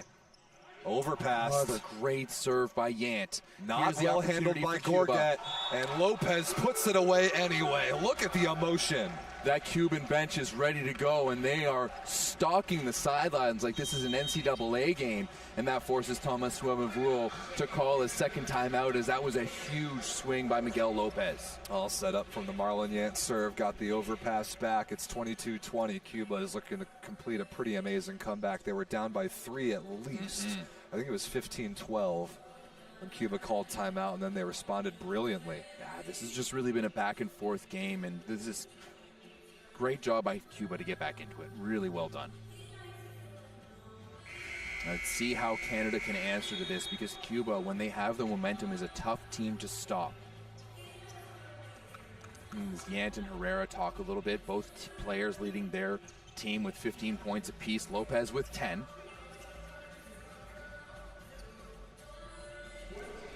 Canada must get Marlon Yant off the service line. That's imperative right now. Any way they do it, they need to get him off, because he is dangerous at all times. He's a weapon. He really is.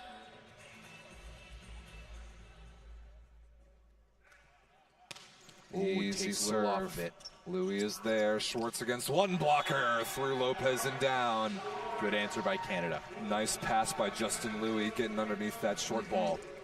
I understand what Herrera is doing there, trying to take a little bit off of it, coming out of the timeout, just trying to keep it in play, but maybe a little bit more there, maybe not as a libero. You know, if you're going to serve it short, maybe make the front row outside come in and take that ball. Agreed. Big serve here from Schnitzer. Jordan Schnitzer with another big one. Herrera against 2 blockers is stuffed straight down by Hogan. We're tied. What a move. The hand placement and hand movement there by Nick Hogue was so good. He showed like he was taking the line and then dove into the cross. Absolutely impeccable by the veteran. We're all tied up at 22. Beautiful, beautiful move. Timeout, Cuba tied at 22. Wow. This has just been such a good back and forth game. You know, it doesn't necessarily have that passion and the intensity that the Thursday night game with the United States have, but it's still quality volleyball on either side. very few errors, a lot of big points. Like, absolutely love what we're watching here, You Rob. better believe whoever ends up winning this match is going to erupt. I mean, both these like, whenever these two teams play, it's a big deal. Oh, yeah. Right? Big deal. They respect each other so much, and that's where a lot of the hate comes from. Maybe not hate. Actually, I would never, ever, ever say hate. I would never say, I don't know the Cuban guys, but I would never say any of the Canadian guys hate the Cuban guys. But it's an intense rivalry. There's been a lot of big matches over the years, especially in tournaments like this, that have had a lot of implications, and it's been so balanced. Yeah. Outside now to Lopez. Nice touch by her. Down. Now right side to Herrera. Off the what a head swing of Demyanenko and out of here. Big time swing by Jesus Herrera. Absolutely. Right now, you want to give a point, you give it to Herrera. And now we see Melgarejo coming in to serve. I love this this substitution here by Cruz Lopez. Melgarejo, we praise him for his consistent serving. He did miss one late in set number 2 off the bench.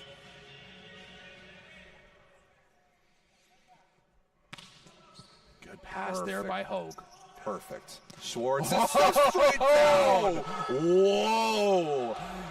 Miguel Lopez has just delivered Cuba set point. Their bench is on its feet, and for good reason. That was enormous. That was the first bit of emotion we've seen from Cruz Lopez as Miguel Lopez turns around, gives a couple of fist pumps, and immediately high fives his coach. Huge block by Lopez. Set point, Cuba.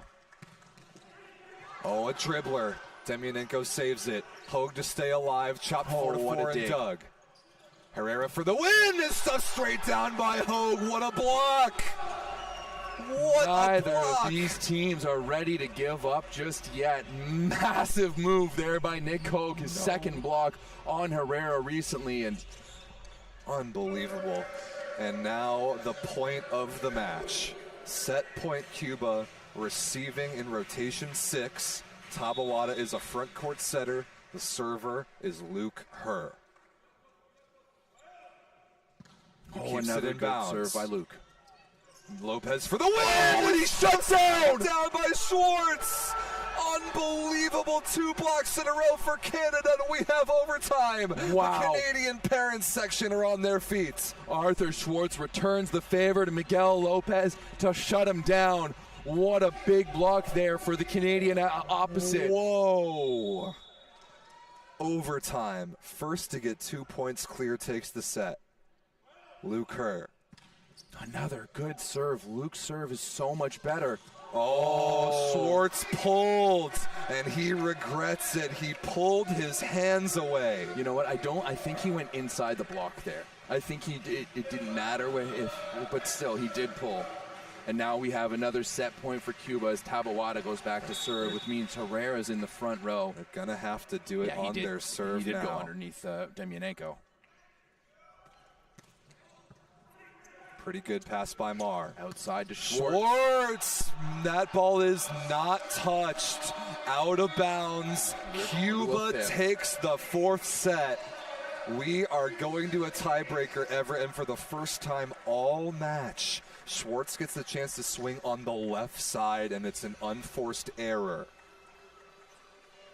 I did not see a touch on that. No, didn't see a touch either. I thought it may have been in, but no, it looked like it was out. And Wow. Rob, we're going to 5 here. We're doing it. We're doing it. We're going the distance. We thought this might be possible. I mean, yeah, we both called it in 5. So this is exactly what we were expecting here. But I mean, this is great volleyball. This is the type of volleyball you want to see to go to 5. Like that blocking sequence at the end there, the huge one of Lopez, and then Hogue and Schwartz in a row to go to overtime. That was an all-time string of points. But it is Cuba that makes the comeback with their backs against the wall midway through the 4th set, and now it's anybody's game.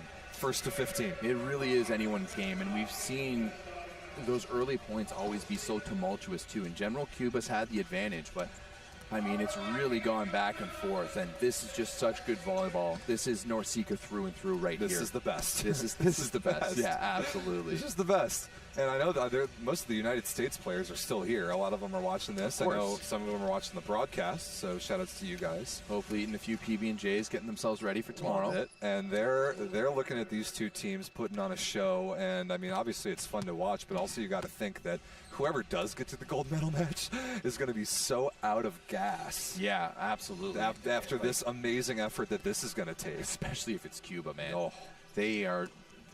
They're battling through right now. They're being some warriors because this has not been easy on them. Their second 5-setter in 3 nights. That's a lot to with do. a match in between. with a match in between, absolutely. And I'll tell you what, I have been so impressed with the emotional turnaround of Miguel Lopez in particular. Yeah, kind of a quieter guy. Like he's just like not that animated until those last 5 points there. He was animated. His team was loving it. It really just kind of. Those are the time supports you need. That's it. That's it. That's what volleyball is all about, right? When you have other guys like Herrera is enough emotion for the entire team. I feel like at some times, right?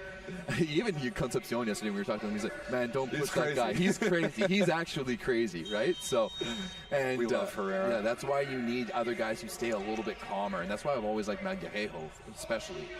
Let's see, it's going to be Lopez and Yant. Smart choice. Yeah, of course. They've been playing phenomenally well. Still Tabawada at the center spot. No changes for Canada. Demyanenko in the front court here in the middle spot. It will be Schnitzer the other middle. Lopez gives his teammates a hug. Concepcion goes to the bench, and this is it, Everett. Yeah, this is it. First to 15. Wherever in the world you're watching from, we hope you're enjoying it. This has been a really fun one to call here as we're in the 5th set. Canada versus Cuba at the 2023 Men's NORCECA Continental Championships. As Nick Ho barely puts that one over the net to get us underway. And it's a block by Canada to get us started off of Yant on the pipe. Look at that read by Danny Demyanenko and Arthur Schwartz. Big time read there by a couple of Ontario boys. You got the all-Ontario front row right now. Yes, you do. Actually, even with Louis on there, you got 4 of the 6. Another short one there by Hogue. Romeo Alonso in the middle. We have not heard very much from him, Everett. Not much. He comes back into the front court and delivers a kill to get Cuba on the board, and look who's back to serve. Lopez, and this is a great chance here for Cuba to get out in front early.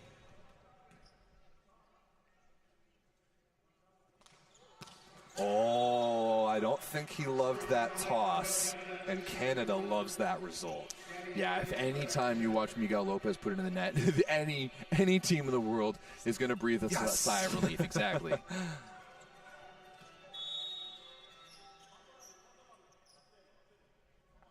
Let's see it here from Danny Demyanenko. Oh, he returns the favor. Now Alonso to serve. Every point, every break point especially in a set only to 15 holds so much more weight. Mm-hmm. You can just feel the tension right now in the gym between these two teams as they feel each other out in the early goings here. Stephen Marr, high flat through the arms of Concepcion and gets the kill. Concepcion can't believe he didn't block that ball. No, that was a tough one. And Marr, you could tell he went up and paused for a second. He was looking for that shot. He saw just a little bit daylight between the Concepcion's arms and swung right for it for his 25th point of the night. Match leading 25th. 25. Yeah. What a performance. 25 for Marr, 22 for Schwartz. As that one's into the net there for service Schwartz. error for Canada, 2 in a row. 19 on the night for Canada, only 11 for Cuba. That is uncharacteristic that Cuba would play cleaner from the service line. 5 to 11 is a good ratio. Yeah. That's very impressive. Wow. Jesus Herrera roars with the service ace. That was just a massive swing by Jesus Herrera. And you know if there's one guy here who's jacked up to play, it's Jesus Herrera. That was huge. Nothing Stephen Marr can possibly do about that. And even Schwartz is back as a 4-man service. He was present for Herrera's bomb. And another one just into the net. I could kind of tell when he tossed that. Looked like it was a little too far in front of him, but Cuba has taken the advantage.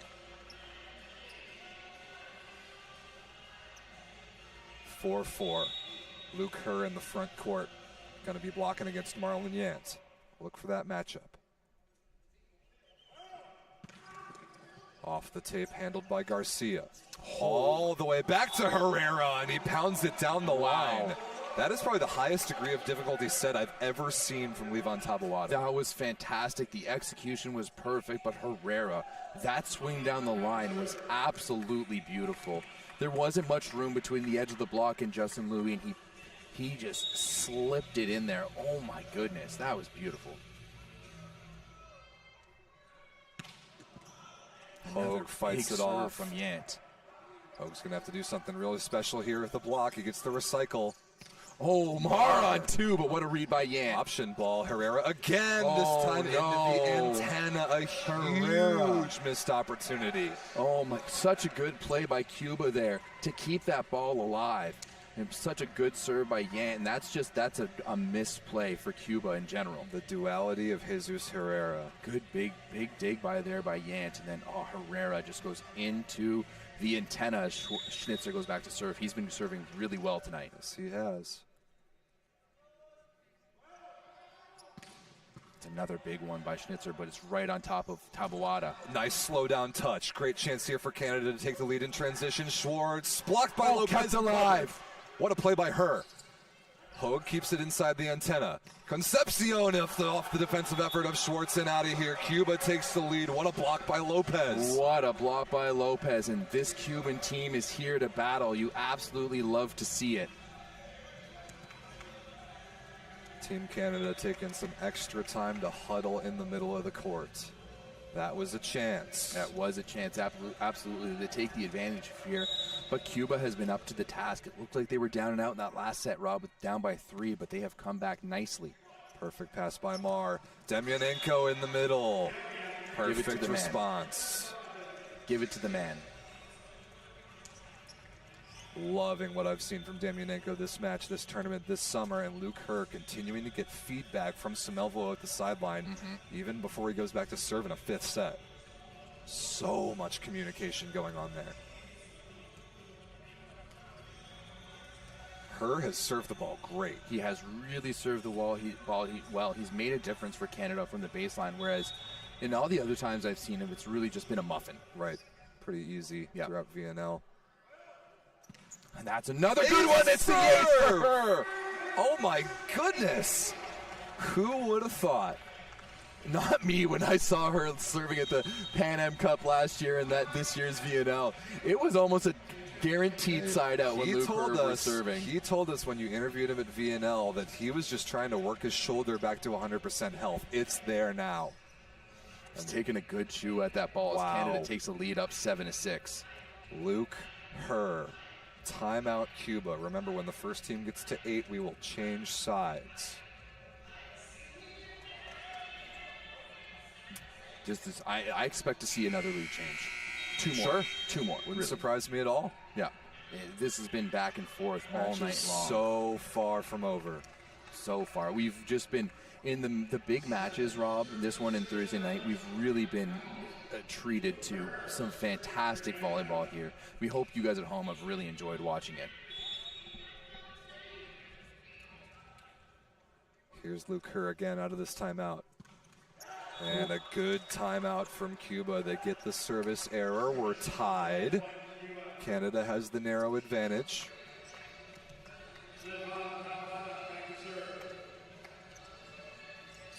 Taboada back to serve. Isn't typically all that impactful from the baseline. Just going to try to put it in play. Easy one handled by Mar. He's going to go back. Combination. Super spike is right, Rob Aspero. No block up for Stephen Mar. Side change, 8-7 Canada. And you know what, Rob? Like, a side change lead, in my opinion, is never safe. No. Right? We saw Cuba lead 8-4 on Thursday night, and the USA was able to come back. I've seen some crazy things in 5th sets. 5th sets don't end until the match is done. That is right. I came back from down 14-6 once. Yo. That was pretty insane. You were on the bench, though, right? I absolutely was. I was the middle that was not on the court at the time.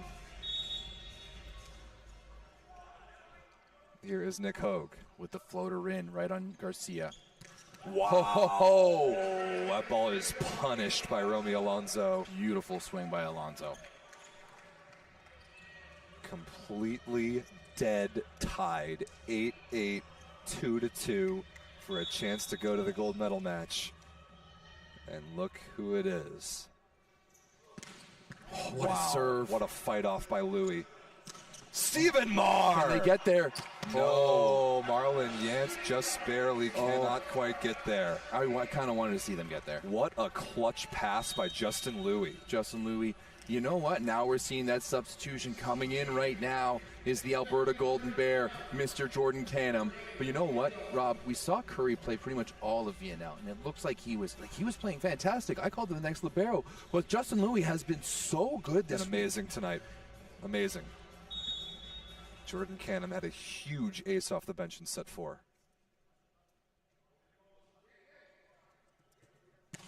And another big serve. Yant against 3 blockers, high hands, Hogue is there. Big swing chance. Stephen Marr, high off the block, Garcia is there. Whole other side the to way Herrera. Back to Herrera. Canham is underneath it. Marr again off the block and out of bounds. The break point that both of these teams have desperately been looking for is manufactured by Canada on Jordan Canham's serve. Such a huge explosion of emotion there from the Canadian bench, led by Tuama Semifinal, as that was a massive point. It really all started, as you said, Rob, from the serve of Jordan Canham. This is his first time with the Senior A team, and he's done really well off the bench. 28 points for Stephen Marr. Look at that pass by Lopez. Wow! Romy Alonso, and he goes over to the crowd and says something just to get, I don't think it's anything negative, just to get jacked up. But what a swing. This man is a leader. That ball was bounced. That was so far in the attack line. Heck of a set by Tabuada as well. That was crazy. That was as tight as it could be without being an overpass. Whoa. So Canada undoes the service substitution. Now Cuba needs a break point. Perfect pass by Hogue. Arthur Schwartz, good containing block, back to Canada again. Schwartz the second time is stuffed straight down. Marlon Yant has equalized. And wow. I don't like that going back to Schwartz there. I want to see you spread out the court, give it to Marr.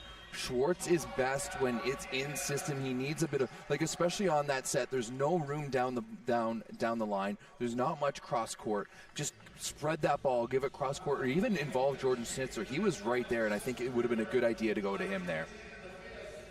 10-10, timeout Canada. They led by 2. Cuba answered immediately. Just like we wanted here, Rob. That's 10-10. This is absolutely wonderful.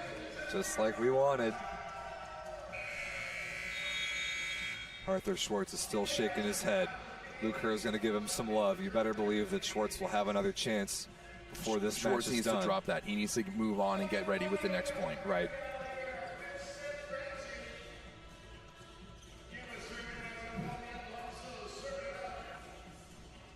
Man, can't say enough about this point scoring rotation for Cuba with Alonso float serving. They've really gotten a lot of mileage out of this.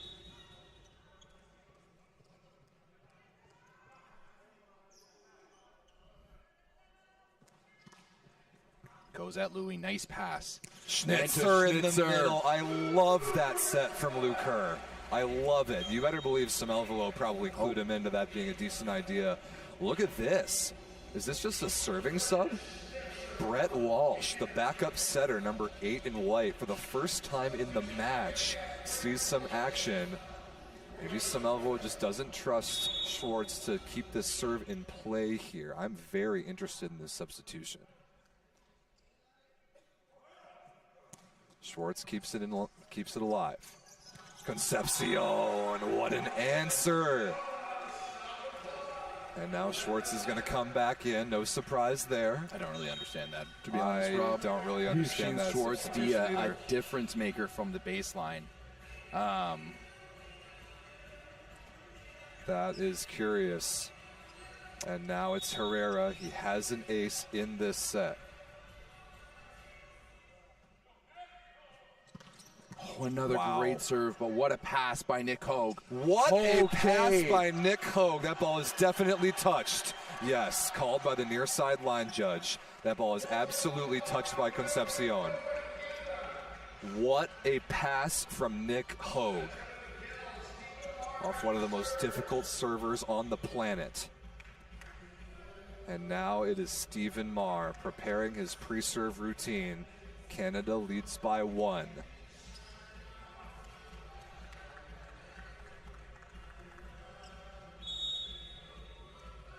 (12-11). Marr has led this team all the way through tonight. No, that's long. Not that time. Marr with 28 points, Schwartz 22, Herrera 18 for Cuba, Yant 16, Lopez 12.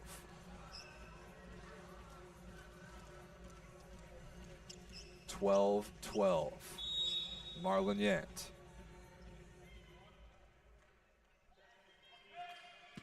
Oh, that one's also served out of bounds in return. It's that pressure of the 5th set here, Rob. Each of these players want to make a difference. It is Jordan Schnitzer. He came off the bench in set number 2. He's been awesome. He's served the ball well. Can he put this ball in play? Tabawada, the front court setter, ready for Cuba.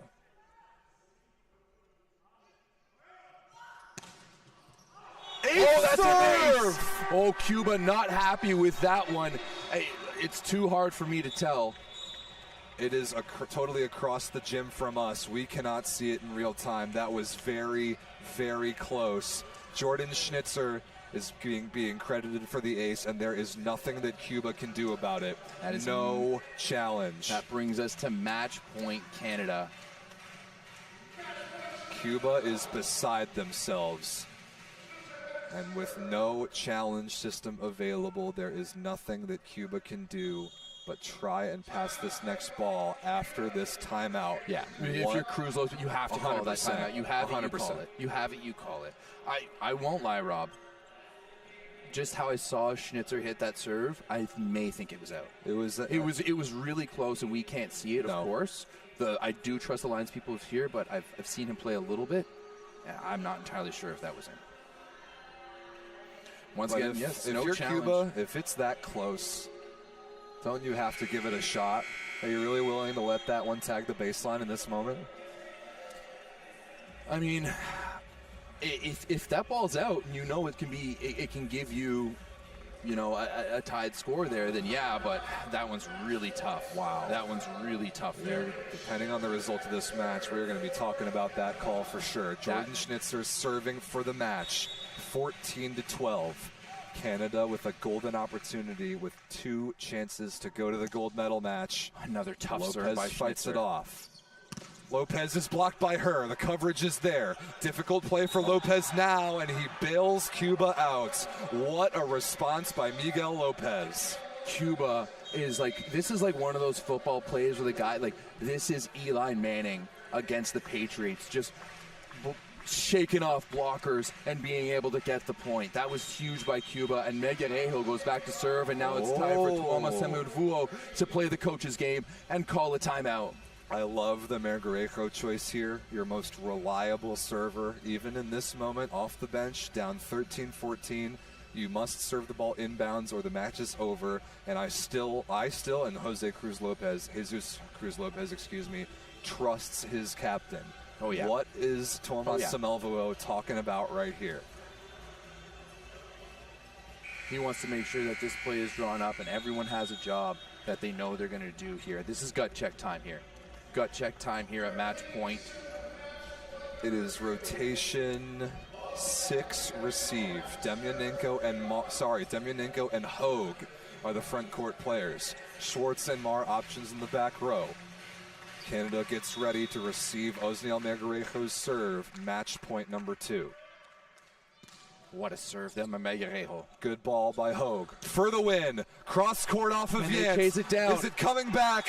No, it's not. Margarejo gives an outstanding effort, diving into the barrier, but it's just too much. Canada, by the narrowest of margins, off a ridiculous service ace by Jordan Schnitzer, which we will certainly be talking about.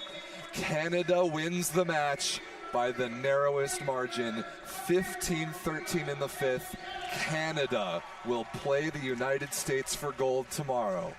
Just such a huge, was a great match either side. Cuba played so well to battle back all the way through here, and I mean, that was just so exciting, Rob. I'd love to see it. Absolutely amazing. Absolutely amazing performance by both teams. Incredible comeback effort from Cuba. They were down 2-1. They were down in the 4th. We thought that they might wither away in that moment. They did not. They came back to win the 4th set. They threw every punch they had. But by the narrowest margin, Canada survives. Canada advances.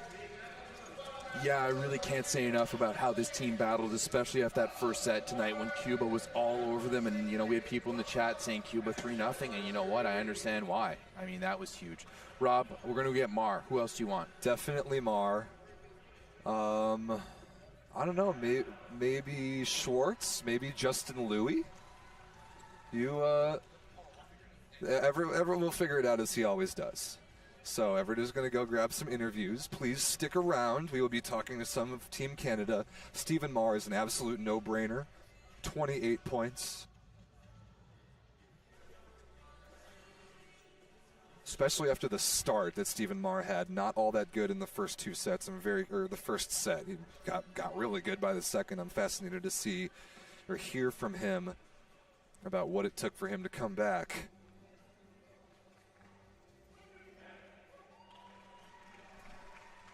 Just what a match. What a performance by Canada. What a performance by Cuba. I mean, it was their 5th match in 5 days. They had as difficult of a tournament as you could possibly ask for, and they showed up big time. They did their country very, very proud. And Cuba will take on the Dominican Republic for bronze tomorrow and a berth directly into the 2025 World Championship. But it will be Canada who advances to take on the United States for gold.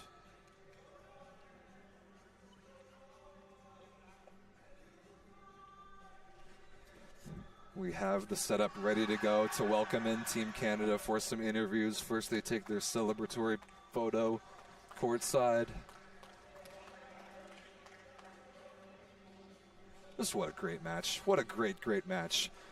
What a great time hanging out with you all. Thank you all so much for watching. I think we got to 7,000 peak concurrent viewers during that broadcast, which is truly amazing. So we really appreciate the support. We appreciate you following along this tournament at Volleyball Source. We have one more day of great matches to give you. We now know, actually, what tomorrow's schedule is going to be. At 3 p.m., Puerto Rico will take on Suriname in the last placement match for those two teams. At 5 p.m. local, Cuba will take on the Dominican Republic in the bronze medal match. And to wrap up the tournament, Canada will take on the United States for gold.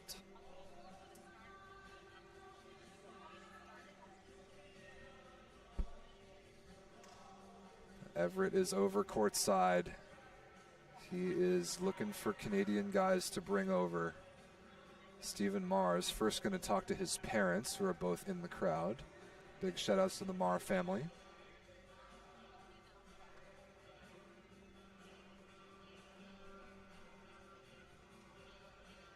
Stay tuned to all the Volleyball Source coverage on Instagram, on TikTok, here on YouTube, of course, both including this tournament and after this tournament. We do not slow down over on Volleyball Source. Everett and I go live with the 9x9 every single week. We talk about everything going on in the volleyball world, men's and women's, including the national team game and the club game. We'll have lots of baseline highlight videos coming out from this tournament, and I see a very tall, athletic man walking up the stairs to greet us. It is none other than Arthur Schwartz.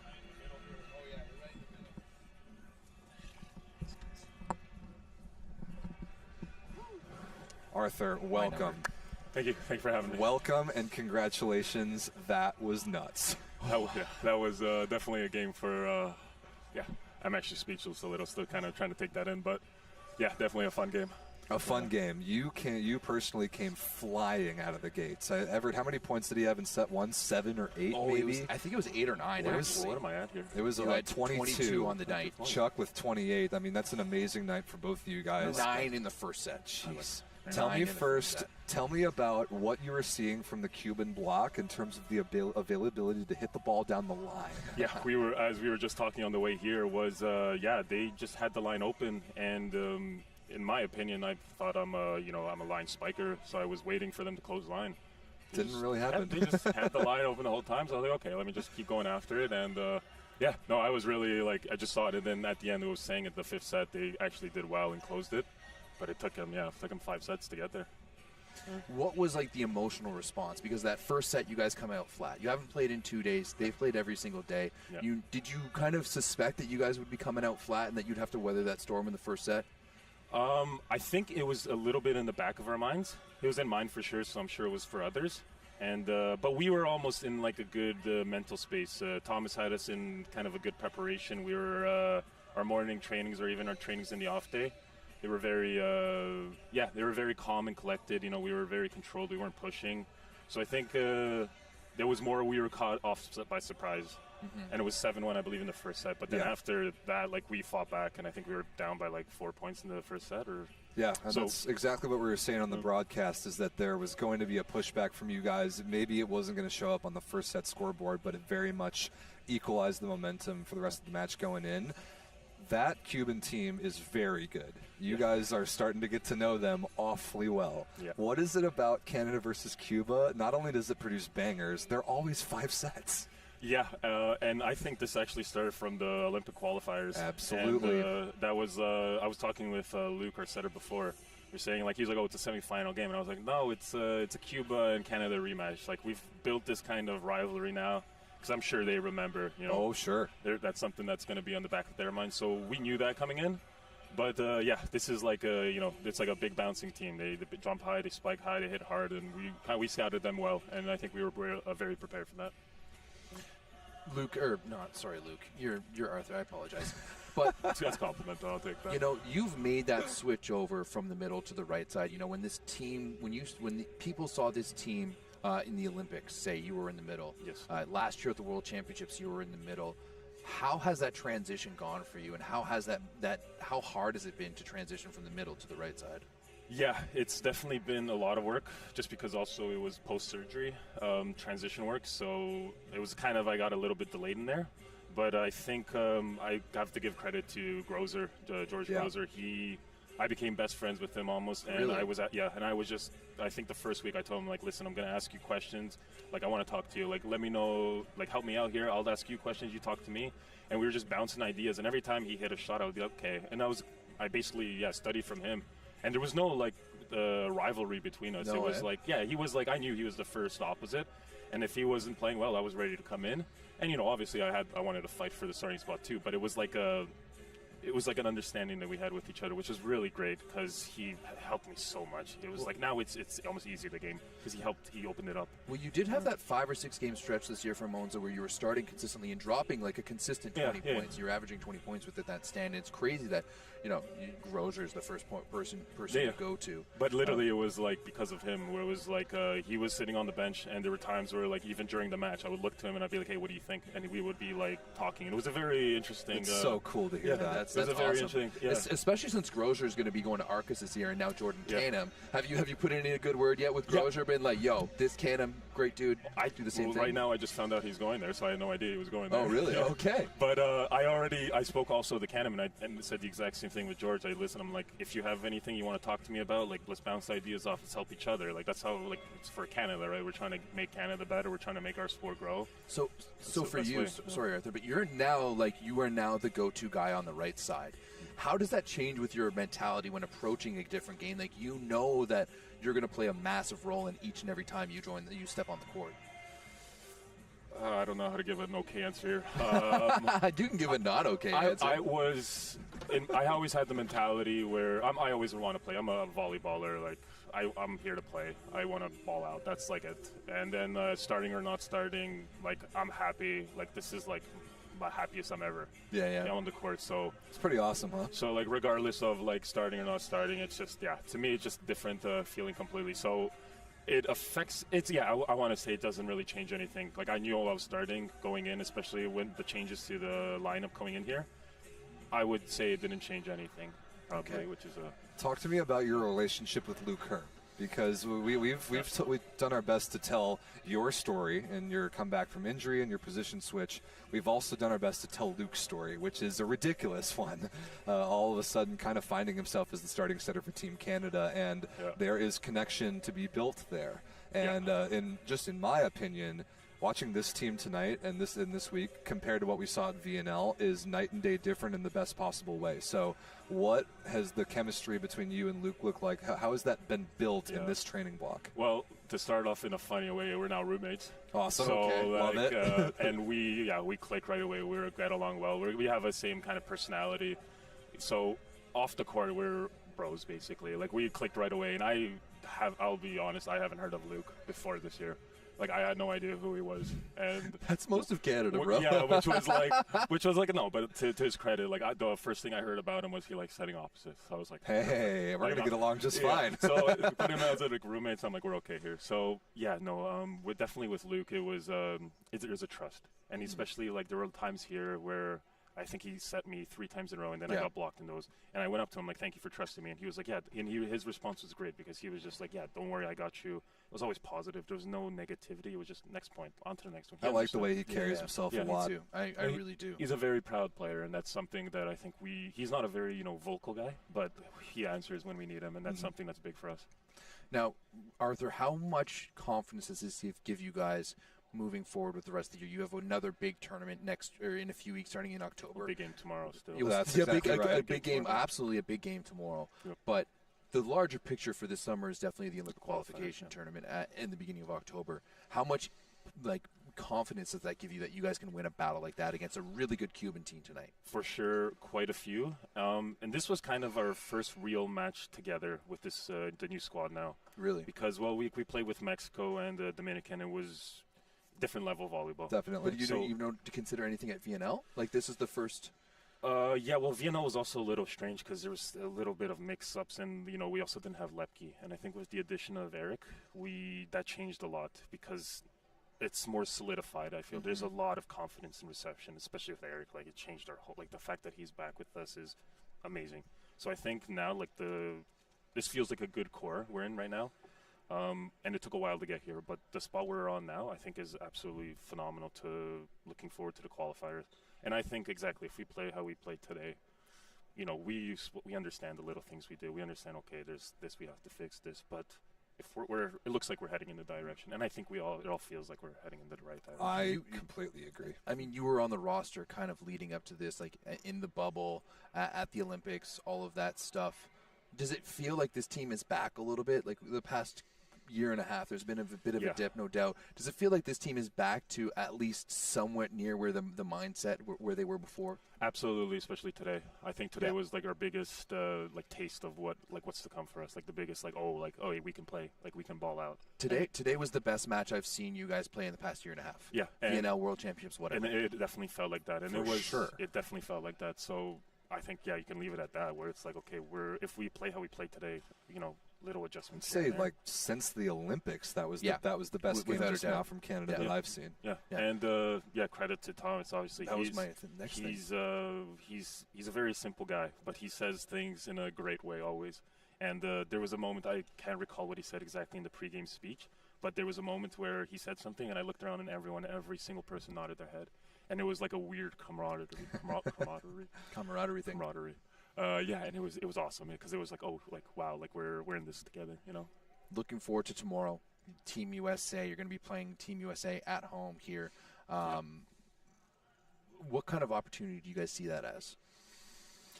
For sure, great opportunity. Only in the fact where it's, these are the top guys, and if we want to play in the Olympics, if we want to qualify for the Olympics, we have to have the mentality where we got to beat every team. It's not like, oh, it's the States, we're at home. There's okay, sure, but at the end of the day, we've been to the Olympics. We want to go to the Olympics again. You have to play like an Olympic team. So at the end of the day, everyone's just another team. There's another team on the other side of the court, no matter who it is, and just you got to kind of go after it. That was approaching an Olympic level performance tonight. I felt that. Yeah, I felt that even for both teams, like Cuba, like we've been saying all week, they're going to be a problem for people in their pool. Yep. Like they've got who do they got? They got Brazil, who they already beat once this year. Italy, Iran, Italy, Ukraine, Germany, Italy is a tough Czechia, matchup for Qatar. them in particular. But like they can beat Iran, Ukraine, Germany, Czechia, Qatar. And you see the addition of the new setter now too. It Yes. changed, that was the first thing we said. And it was the coach. Yeah. I think that from what Everett and I saw at VNL, the coaching difference and just that team's vibe is completely different. So I want to give huge credit to both of your teams just now for playing Olympic level volleyball from two NORCECA teams. It would be great to see both of you qualify. It really absolutely. would. Yeah, no, it's always great volleyball with Cuba. Do you get jacked up to play Cuba? Like, there's obviously, like, whenever you're in Italy, like, when you play Perugia or Lube or Trento, it's always like, this is a big game. Yeah, I see Jan. Like, I got a weird thing with Jan, too. Oh, yeah? We know each other. I've seen him off the court quite a bit, too. So it's always like, okay, like, we know what we play. Like a mutual respect. Yeah, we know what we do. So, like, it's always like it's a good time always playing with him. It's a baller. We keep reminding ourselves this week that the kid's 22. Oh, that's gross. I thought he was like 24. I know. It's ridiculous. Yeah, that's pretty funny. It's unreal. So we see our boy Chuck Marr stretching down there. We want to hear from him as well. Well, fair enough. He's got a body to work out after dropping 28 tonight. Yeah, his hip went weird, or knee. I don't know what happened there. Okay, That was a weird one. I'm going to walk over, Arthur, first and foremost, thank you very much. I'm going to walk over with you and see if Mar's good to go. I'd rather him do therapy than come chat to our dumbasses. But Schwartz, honestly, pleasure, that was the best game I've seen you play in a Canadian jersey. Thank you, it was guys. outstanding. I appreciate that. Congratulations. I loved Awesome watching you bring your Italian league game to the national Thank team. you, guys. I really appreciate that. Well done, dude. We appreciate it a lot. Rob, hold the fort here as track down Mar. I can do that. All right, ladies and gentlemen, there are some of you in the chat asking about the schedule. The schedule is quite clear. We know exactly who's playing and when. Tomorrow at 3 p.m. will be the last placement game between Puerto Rico and Suriname. Winner of that match takes 6th. Loser of that match takes 7th in the tournament. After that, the bronze medal match. Cuba will take on the Dominican Republic at 5 p.m. Eastern. Winner of that takes not only bronze but also qualifies to the 2025 World Championship. And then after that, the gold medal match tomorrow, 7:30 p.m. Eastern Time. Both the United States and Canada have already just now received a berth into the 2025 World Championship, but the winner will also be crowned the Kings of North America, and it would be the first time for either since, I think, the United States in 2017. And I have no idea when the last time, if ever, Canada has won the Men's NORCECA Continental Championship. So it's going to be a good day tomorrow. It will be a very good day tomorrow.